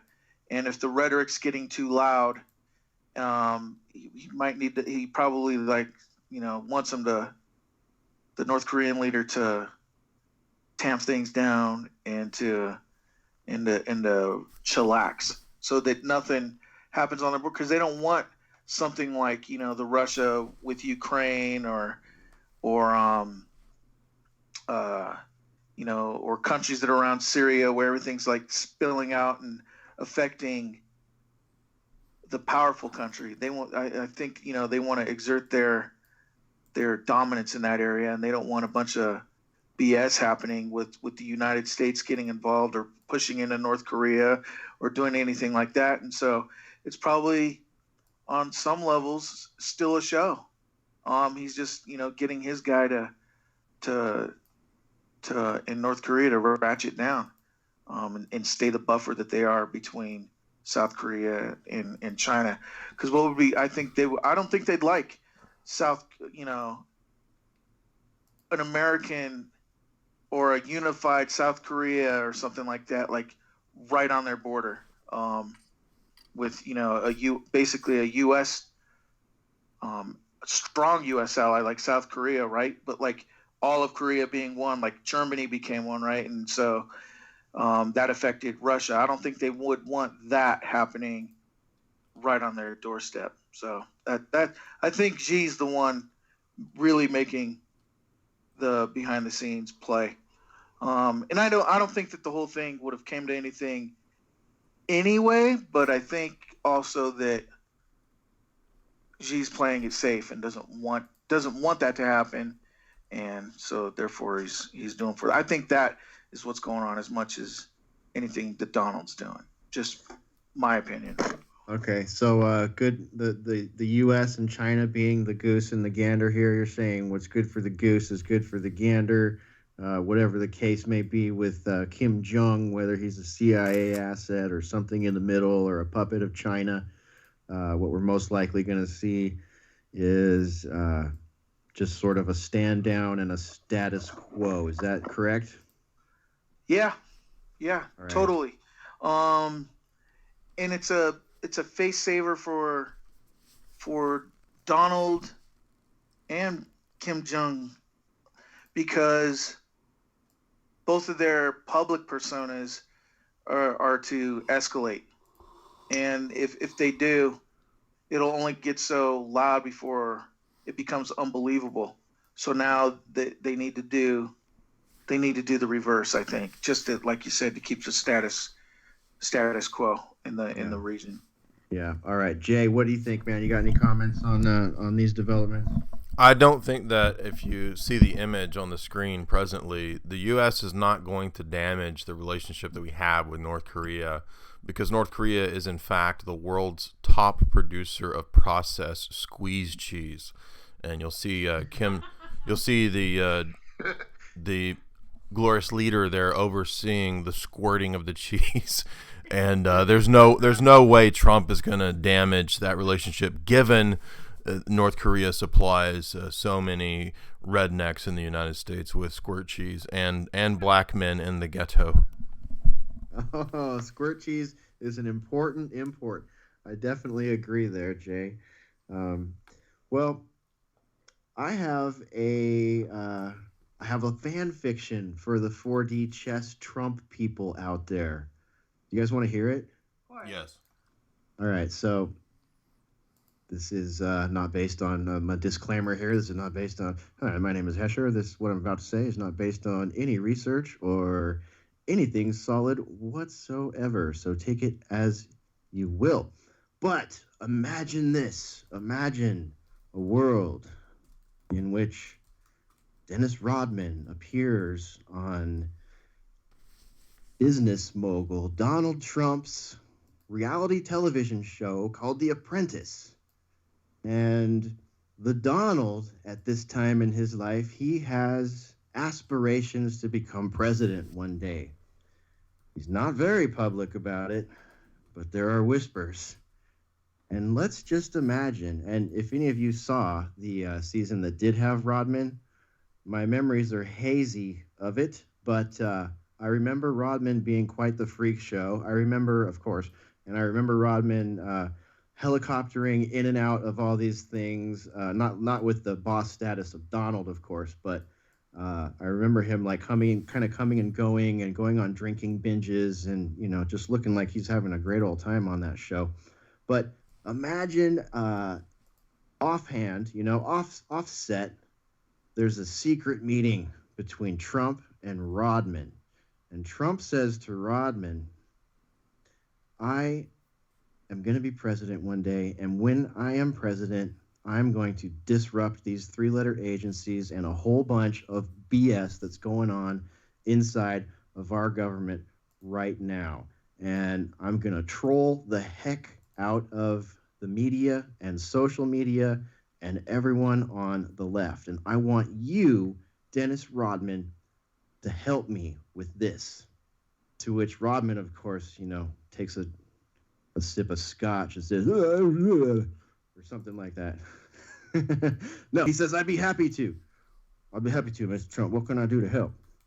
And Mr. Trump says, now, Dennis, the people in the royal family of North Korea, they love you, especially the young Kim Jong-un, who will likely be the supreme leader in North Korea by the time I'm president. How would you like to take multiple trips to North Korea to play Xbox and smoke bong loads with Kim Jong-un to negotiate, and with the underlying objective being to negotiate talks between North and South Korea, headed up by Trump and China, to disrupt the CIA installed puppet there in North Korea? What do you guys think? Is that a decent 4D chess fan fiction story? That is a nice that is a nice fan fiction attempt there. I will give you points for that. Although I said a long time ago I thought Dennis Rodman was probably sent over there as some kind of CIA liaison. That was my thesis. Aha. Equally plausible, probably more plausible. Mine's pretty out there. It's in the 4 and 5D realm, but yeah.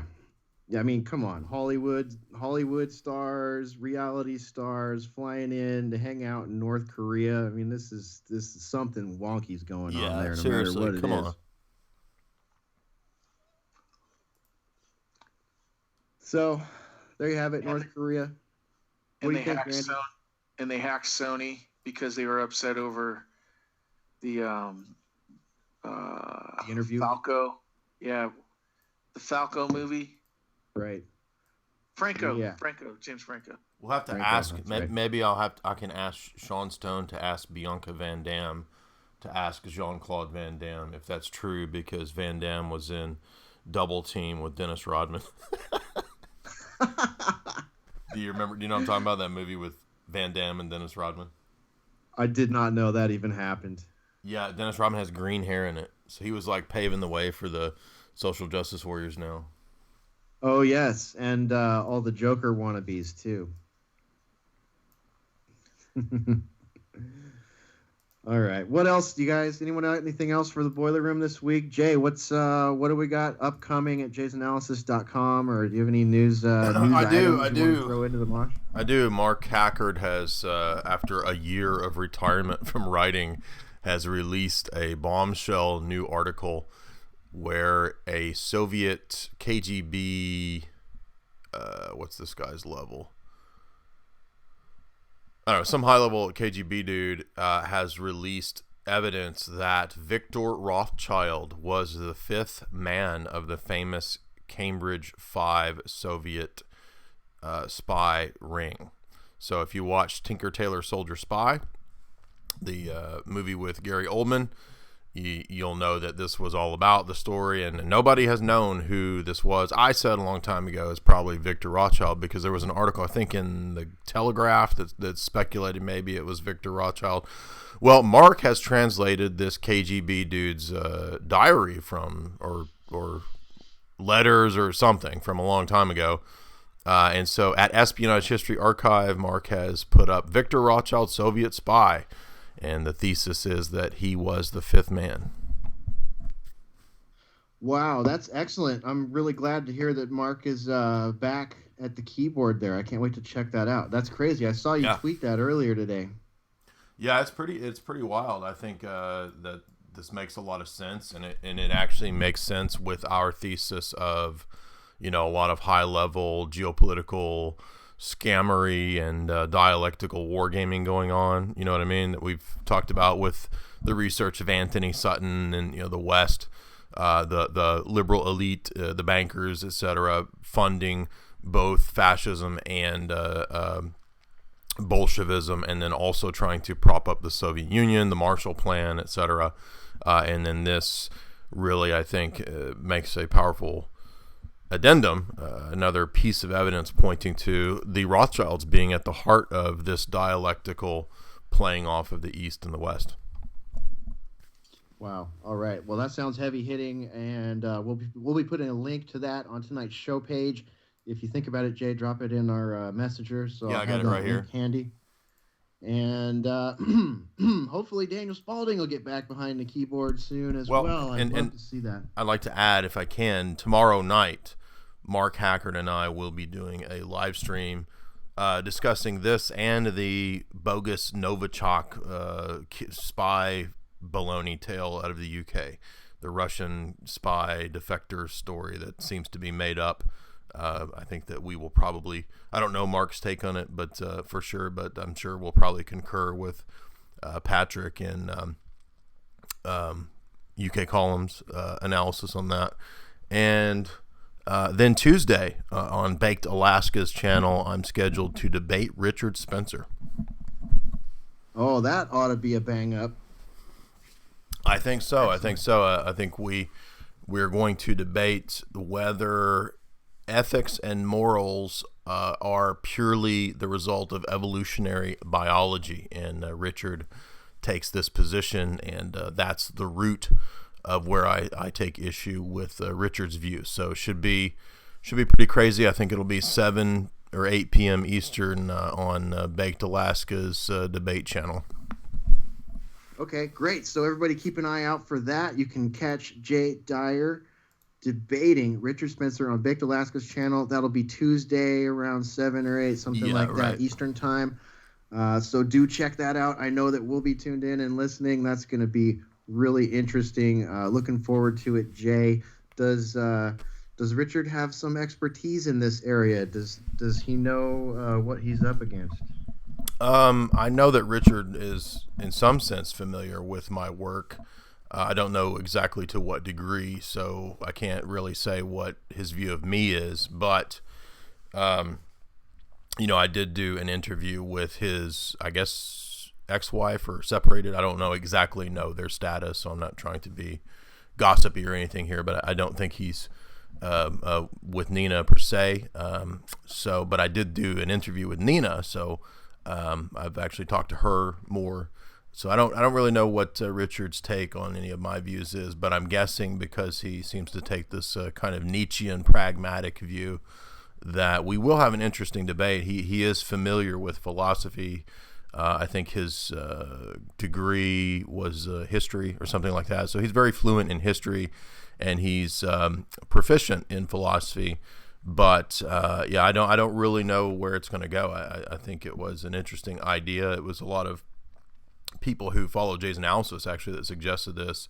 I'm still waiting to hear whether Styx wants to do a conversation or not. And I think there are some other people that people are trying to line up for debate, but I don't know if any of that's ever going to come about. But the Richard debate does seem like it's going to go down. Okay, cool. Well, it's good to see a line forming. I know you've been asking for it for some time now, and it's finally in vogue to do these things. So that's awesome, and we'll be sure and put a link out when we see that. And if we're able to tomorrow, maybe we'll simulcast you and Mark doing your discussion. Yeah, and that would work. And also, I think Monday I'm doing another Tim Kelly interview. So I've got a pretty packed week here. Excellent. Okay, cool. So everybody stay tuned to jaysanalysis.com. Follow Jay on Twitter and on all the other socials to keep up with the scheduling there. Anything else, Jay? Anything else for the boiler room tonight? I don't think so. All right. Yeah. I did a new video analyzing the debate with JF, and I did a video, a more movie symbolism analysis of the Guy Ritchie Sherlock Holmes movie, which I thought came out really good. I put like 3 days into making that video, and it only got like 3,000 views. So it didn't get a lot of views, but I guess it's because everybody's forgotten that movie. But quite a bit of symbolism in that film, and I think I did a pretty decent video. Nice. All right. Well, all you movie nerds out there, you know what to do. Get out there and watch that one. Jay's movie analyses are top notch. So get on out there and see if we can get the hits on that one climbing a little bit. Put that on your watch list and subscribe if you haven't already. I guess I'll hand it over to Randy J. Randy J, you got any more news items or anything we didn't cover? I'm more than happy to entertain anything that you've got left on the plate. Well, this might make Jay hang up immediately. No, dude, I've been through Bloodsports, man. I've been through the Kumite. I've been to the Bloodsport. I'm like Van Damme. I passed level 1. Maybe even I beat like the main boss or something. So you can talk. He's doing floating splits right now while he's on the microphone.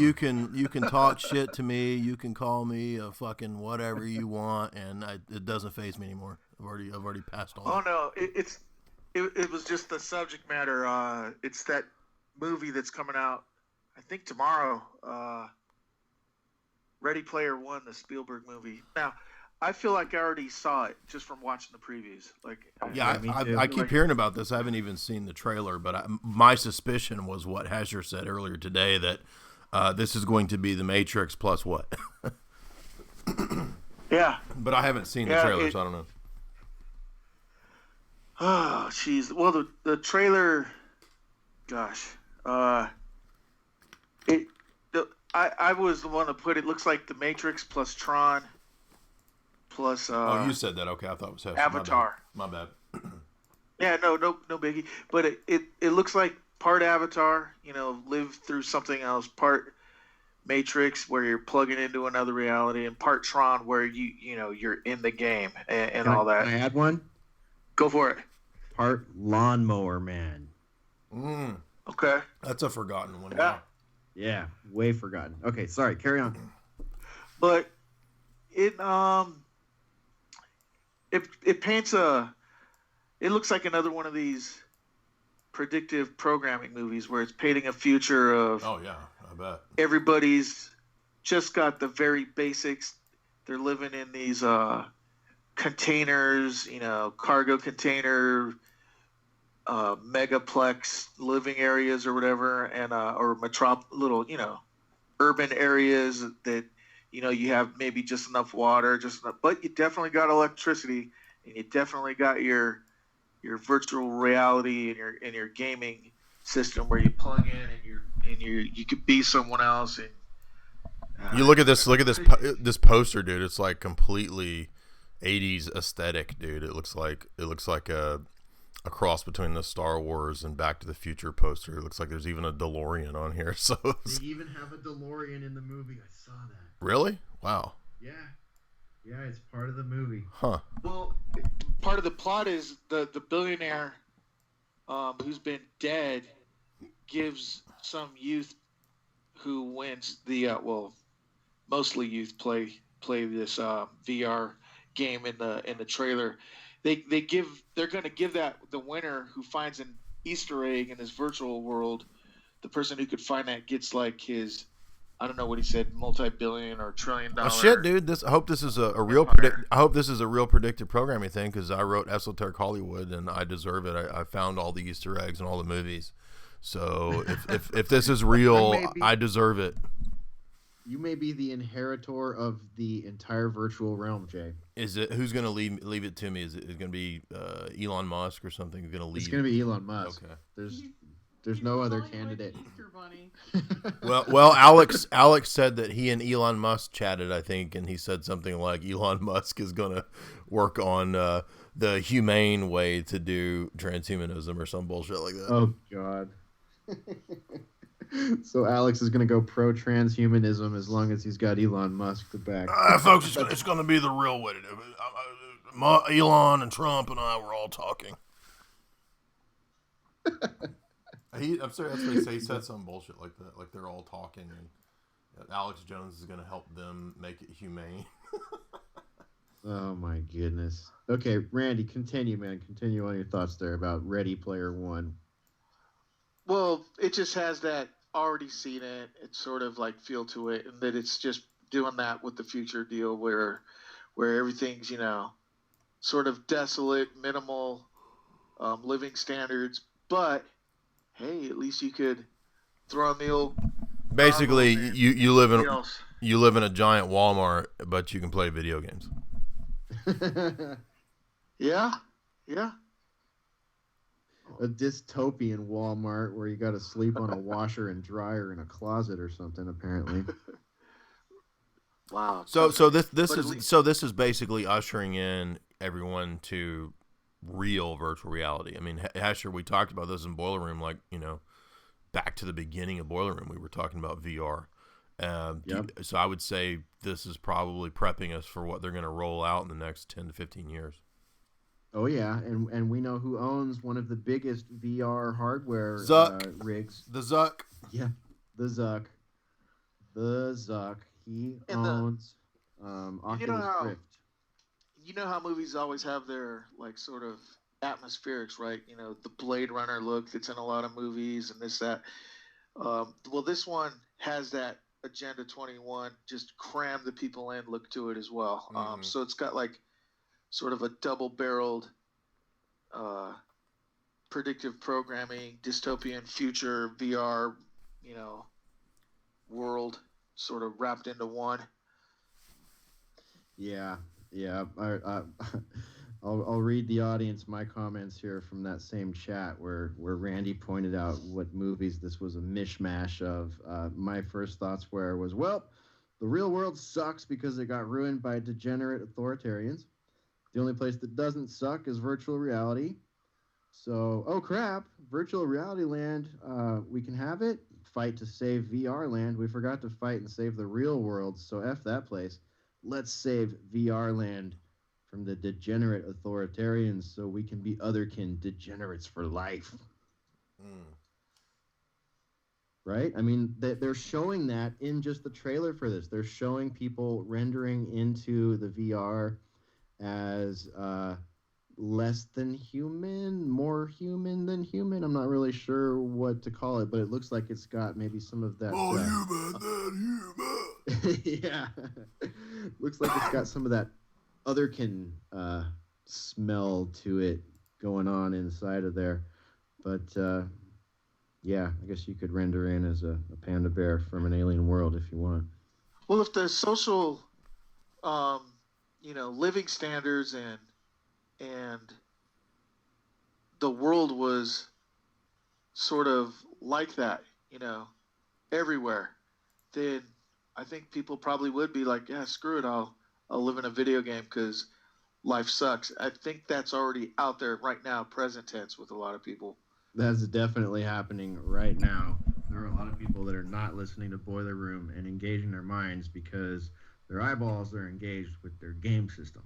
And just imagine when their whole body can be involved with the game system. And that's another thing that we've talked about multiple times here on Boiler Room, Jay, is the accoutrements that will go with virtual reality life, that sensation suit that one might wear, or whatever, that allows them to have full. Well, if Spielberg is going to create VR realms of all of his movies, I'm hoping that will also include the disasters. Like, if you've ever seen the Cyndi Lauper video for the Goonies theme, good enough for me, it's good enough, because that is one of the worst music videos you've ever seen, and that's a Spielberg video. Well, he's in it, and he's executive producer of the movie, so I'm assuming he makes his cameo, appearance in that piece of shit video. But you have to try to make it through the full 7 minutes, and it's great in its disasterness. It's 7 minutes long. That's hilarious. Yeah, because there's a director's cut of this piece of shit music video. The full director's cut is a gem. Oh boy, yeah, kind of went for that Thriller thing. There's the short MTV version and then the full theatrical version. So hopefully they'll make a VR realm of that, and I can go and live in this realm, because it's actually about it's a bunch of 80s wrestlers. Don't ask me why. The Goonies Cyndi Lauper video has Captain Lou Albano and a bunch of wrestlers in it. But that actually sounds I would actually rather, that would be more fun than being in this like fake Matrix Tron ripoff world. Yeah. Yeah, no kidding, man. Hey, I got one for you, Jay. I know we're getting short on time, so maybe tailor the answer accordingly. But what do you think of, what was it the Pope said? Something about hell is not real, or there's the Pope deleted hell or something. What happened? I kind of missed that. Yeah, I guess we do live in a video game computer simulation, because Pope Francis supposedly said that you get deleted if you don't do right. And I guess you really? Game over, man. Game over, man. The freaking Pope says we're deleted, man. God just Control-Alt-Deletes people if they don't do good or something. Yeah. So, but that's all obscurity, folks. No more likes, no more Instagram hearts. Just delete. So anyway, of course, all the Catholics say, "Oh, he didn't really say that." So anyway, I know that's all I'm going to say on it. It just made me think of like video games and shit. So maybe Francis secretly plays video games, and he, was playing Mario Kart or Double Dragon or something, and he like lost a life, and he thought that this was some deep analogy for spiritual truths or something. Man, I see him playing Doom. I'm thinking he's playing Doom. Or Resident Evil 4. Actually, in Resident Evil 4, if you remember the which was game of the year in like 2007 or something, the bad guys are the Illuminati in Resident Evil 4. Wow, I didn't know that. Yep. Dang. That's out there. Wow. All right. Okay. Anything else, Randy J? The floor is yours. Oh, I didn't realize I was on mute still. I think the Pope is a Grand Theft Auto 5 guy. Just freaking shooting people up, mowing people down. Slapping hoes. Probably got the Pope mobile all pimped out, more than it already is. Running people over all over Los Angeles. Pulling bank heists and stuff. Totally. Just freaking just shooting down the populace. He's got 5 stars. Police chasing after him and everything. Oh my gosh. Wouldn't that be a riot? That'd be hilarious. He probably does though. Yeah, well, this we'll have to talk offline. I got some ideas. Maybe we can recreate the Pope playing Grand Theft Auto. All right. Well, I'm going to pass it to the lovely Spore. Lovely Spore. We're getting into the twilight hours of Boiler Room number 153. Do you have any final thoughts or saved rounds? I know we want to give a shout out to Mark Anderson this evening on Boiler Room. Tell us what's going on there. Yeah, so Mark Anderson, who was on our live video feed, our live conference at the South by Southwest in Austin a couple of weeks back. Mark Anderson was our guest on Boiler Room, and and he was also a guest on T1R on Type 1 Radio last Saturday. He spoke with Miles of Truth and Phi, our friend Hi-Fi, Phi, and Sonic and Swami and Steve. But Mark was on that show, and he was telling the listeners a little bit about what he has planned. So this just came out today. Is the PDF that he had mentioned on the Type 1 Radio, and this is it's called "Where's the Evidence? Unexplained Mysterious Shootings, the Basis for Former Justice to Target the Second Amendment." And so what he's put together is an article that is presenting the fact that people are trying to repeal policies, or to repeal the Second Amendment, based on events that we are not getting any real information from. We aren't actually getting the forensic evidence of what has actually happened on these in these events. So that's just come out today. We'll put that in the chat. We're gonna put in. We'll put it on the show page as well. Yeah. Okay. And also, Mark Anderson is going to be going to Bilderberg. Truth Hound. Ow, ow. Yes. That's right. Truth Hound is going to be digging some holes at Bilderberg with his supporters' help, right? So he has a support account set up, and he is looking for Truth Hound supporters out there who want to see him get to Bilderberg this year so that he can do some reporting directly from Bilderberg. Is that right, Spore? That's absolutely correct. And he's going to be doing some crowdfunding, to help him get him there. And in the meantime, you can donate to this venture for him, which I think everybody should definitely throw, some coins in for this. Where do I have it here? It's you can do it through PayPal via his email address, which is truthhound2 @yahoo.com. So it's TRUTHHOUND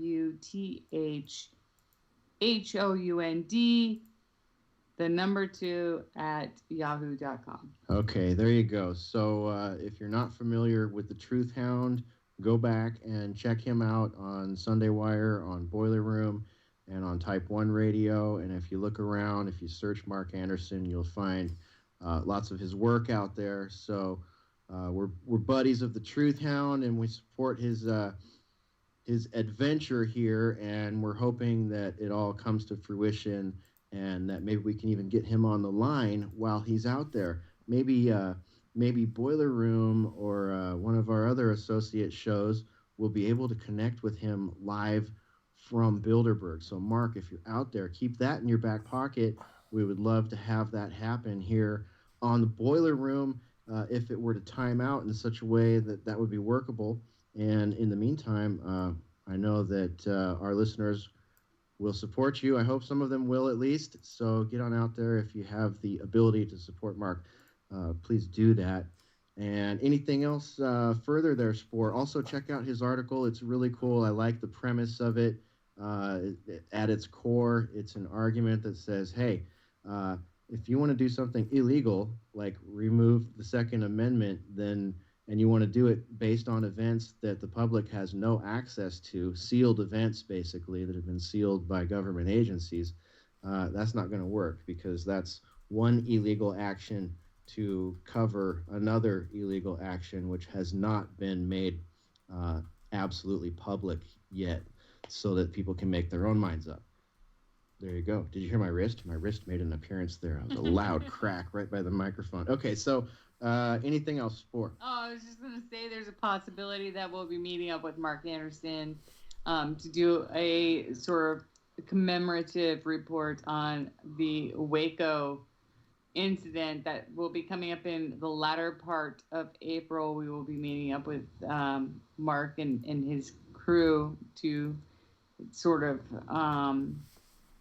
talk about what actually happened in the Waco. Excellent. Waco situation. All right. Well, we got that to look forward to. You listeners have that to look forward to as well. We're excited about that and looking forward to it. Right, Spore? That's right. That's right. Okay. Anything else? We got new mixtapes coming out this weekend. So I'm gonna do a mixtape. Nice. I loved your last one. You gonna do another crazy mix? Yeah. It's gonna be crazy, and I don't even know what kind of theme or pattern, but I was actually thinking about today that I need to do a new mixtape. And want to add to the listeners, we got one super chat. If anybody wants to do super chats, you can throw them at me and the Boiler Room crew. We will answer your super chats as long as they are not going to get my channel shut down. So feel free to send us some super chats, help support ACR and the Boiler Room and Jay's analysis. That's right, absolutely. And if there's any out there, feel free to throw them in before we get out of here tonight, Jay. And if any come in after the show, write them down so we can address them next week. We always do our best to mark things off our list when we can. It's a long list, but yes, super chatters, what's up? Thanks for being here. I did see one. I'm watching both chats. Excellent. We've got one so far, and we did have a pretty good 200, a little over 200 tonight. So we had a decent audience. Good deal. Well, welcome, nerds. It's my best ogre. All right. Anything else? Lovely Spore. Saturday? Yeah, I'm planning to do a Bjork tribute this weekend. I'm a big Bjork fan. That's good. Yeah, I think you'll like this then. You're gonna like this one, dude. Yeah. She's pulling some obscurities out too that probably would be hard to find. So it's gonna be a good one. We also have a new fusion mixtape from Randy J upcoming, right, Randy? Yeah, correct. It's gonna be I think it's mostly bands that people probably have not heard of. I think they sound pretty good, or I wanted to put them on there. A little bit of variety, but most of it is West Coast, California. Not all of it is, but sort of has a Western or West Coast sound to it. Both. It's hard to explain. Better heard than explained. But I think it's going to be a good one. The good musicians that people probably haven't heard, except for maybe Queens of the Stone Age is probably fairly famous out of the group. But other than that, they're lesser knowns. You're doing some like low desert stuff, eh? There you go. That might be the category that I don't know. I didn't know that's the category, but that's exactly what it would be. Yeah. All right, looking forward to that. That's one of my favorite regions when it comes to that sound. So everybody join us on Saturdays. The music usually starts around 4 or 5 o'clock p.m. Central Time. So do join us for that. Looks like we may have new mixes from everybody in the rotation. I know that there's going to be a funk soul mixtape, chillax version, and of course it'll all culminate in a neck-wrecking Hesher session late at night. That starts at 9 p.m. Central Time and lasts until I do a face plant into the keyboard. just in time to get a nap before Sunday Wire. And if you didn't catch last week's Hesher session, don't. It's probably not for you, unless you're into horror movies and gore and death metal. So, but if you happen to fall into that category, then you can find that at Spreaker.com. Just look for Alternate Current Radio. You can find. Go ahead, Jay. What? Oh, I was gonna say we do have a couple super chats so far, but I wasn't saying anything yet. Okay. Well, now's probably a good time. Go for it. First one is, what is the deal with John C. Lilly and CIA dolphin sex? And there's a Guardian article that you can find if you search that deals with that, and I will be discussing it in my sequel, Esoteric Hollywood 2. So, plug for the coming book. You'll have to buy that book. And a jokey jokester, Corey, says, Gay's Analysis is the best website. Yes, my website is all gay, nothing but gay shit everywhere. It's gay as F. Any more cheapos? You know, I did my talk yesterday, and it was all super nerd crap, and I got like $100 of super chats, and then here we are doing Boiler Room, having fun, and people are tight as freak. Bunch of damn tightwads. Open up them virtual wallets and help out ACR, Boiler Room, and Jay's Analysis. That's right. And come again next week, because we'll do it again next Thursday. Every Thursday night, we're live here at Boiler Room on Alternate Current Radio. And we very rarely miss an opportunity to do this, right, Spore? That's right, and we did dive into the dolphin sex. Oh, nice pun. You better be diving in if you're going to do dolphin sex. We were swimming all in that subject, weren't we? Probably about a year ago, I'm guessing. Maybe even longer. I don't know. I think a year and a half ago, there was a pretty good discussion. It was based off an icebreaker that I had found, and then Jay, you totally informed us. Yeah, Jay blew our minds with the John C. Lilly stuff. Yeah, dude, it's crazy. It's gross, too. Yep. Bunch of fucking weirdos. Major weirdos, dude. Major weirdo times. So I'll have to hunt down that episode. Yeah, if I can hunt it down, I'll put it on the show page. And if you just can't wait and you want to find it, go to alternatecurrentradio.com and hit the little magnifying glass up at the top and just type in Boiler Room and Dolphin. Yeah, and the post will probably come up. You could also do that at Spreaker.com. I'm sure I put that keyword in the tags. How could you miss it? For you. Yeah. All right, all you otherkin weirdos out there. Let's see. All right, last chance, last opportunity. Going once, going twice. Saved rounds. Final thoughts for Boiler Room 153. Anyone? Go. I don't think so. I think we're on our last leg. We're on our last leg. People in the chat are talking about their butt, so I think we're. It's collapsing. It's collapsing into chaos and madness. So. Those nerds. What are you looking at, nerd? All right. Well, without further ado, let's get out of here, you guys. Thanks, Jay. Thanks for being here tonight. Yup. There he goes, everybody. That's Jay Dyer of jaysanalysis.com. Get on over there. Become a subscriber at jaysanalysis.com. Get on over there and order your potentially signed copy of Esoteric Hollywood. You can do that directly from his site.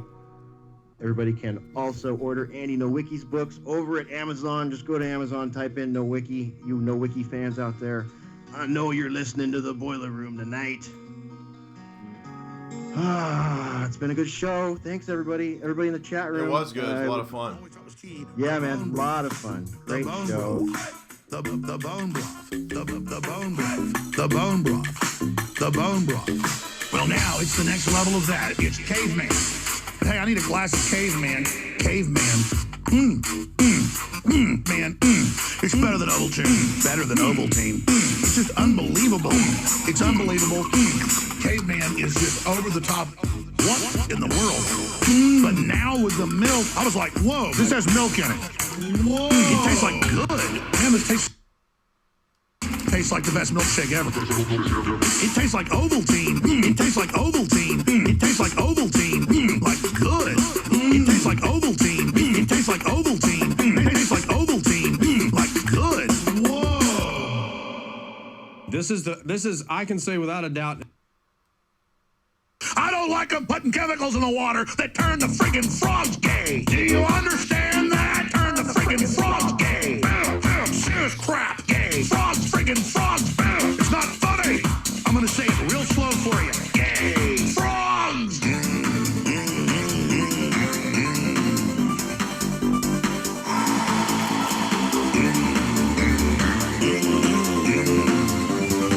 Won't you fight for your life? Gay. Frogs, friggin' frogs. I don't like the frogs. Gay. Friggin' frogs. Frogs. Friggin' frog crap. Won't you fight the frogs? It's not funny. I'm gonna say it real slow for you.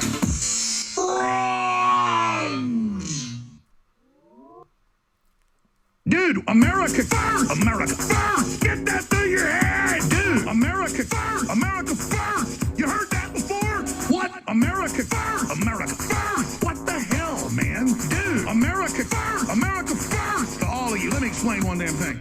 America, America, America. Dude, you understand? America, America, America. My point is, America's first. America, America, America. What the hell, man? Globalists, no! Goblins, no! This is it. Everybody get ready! America first! America first!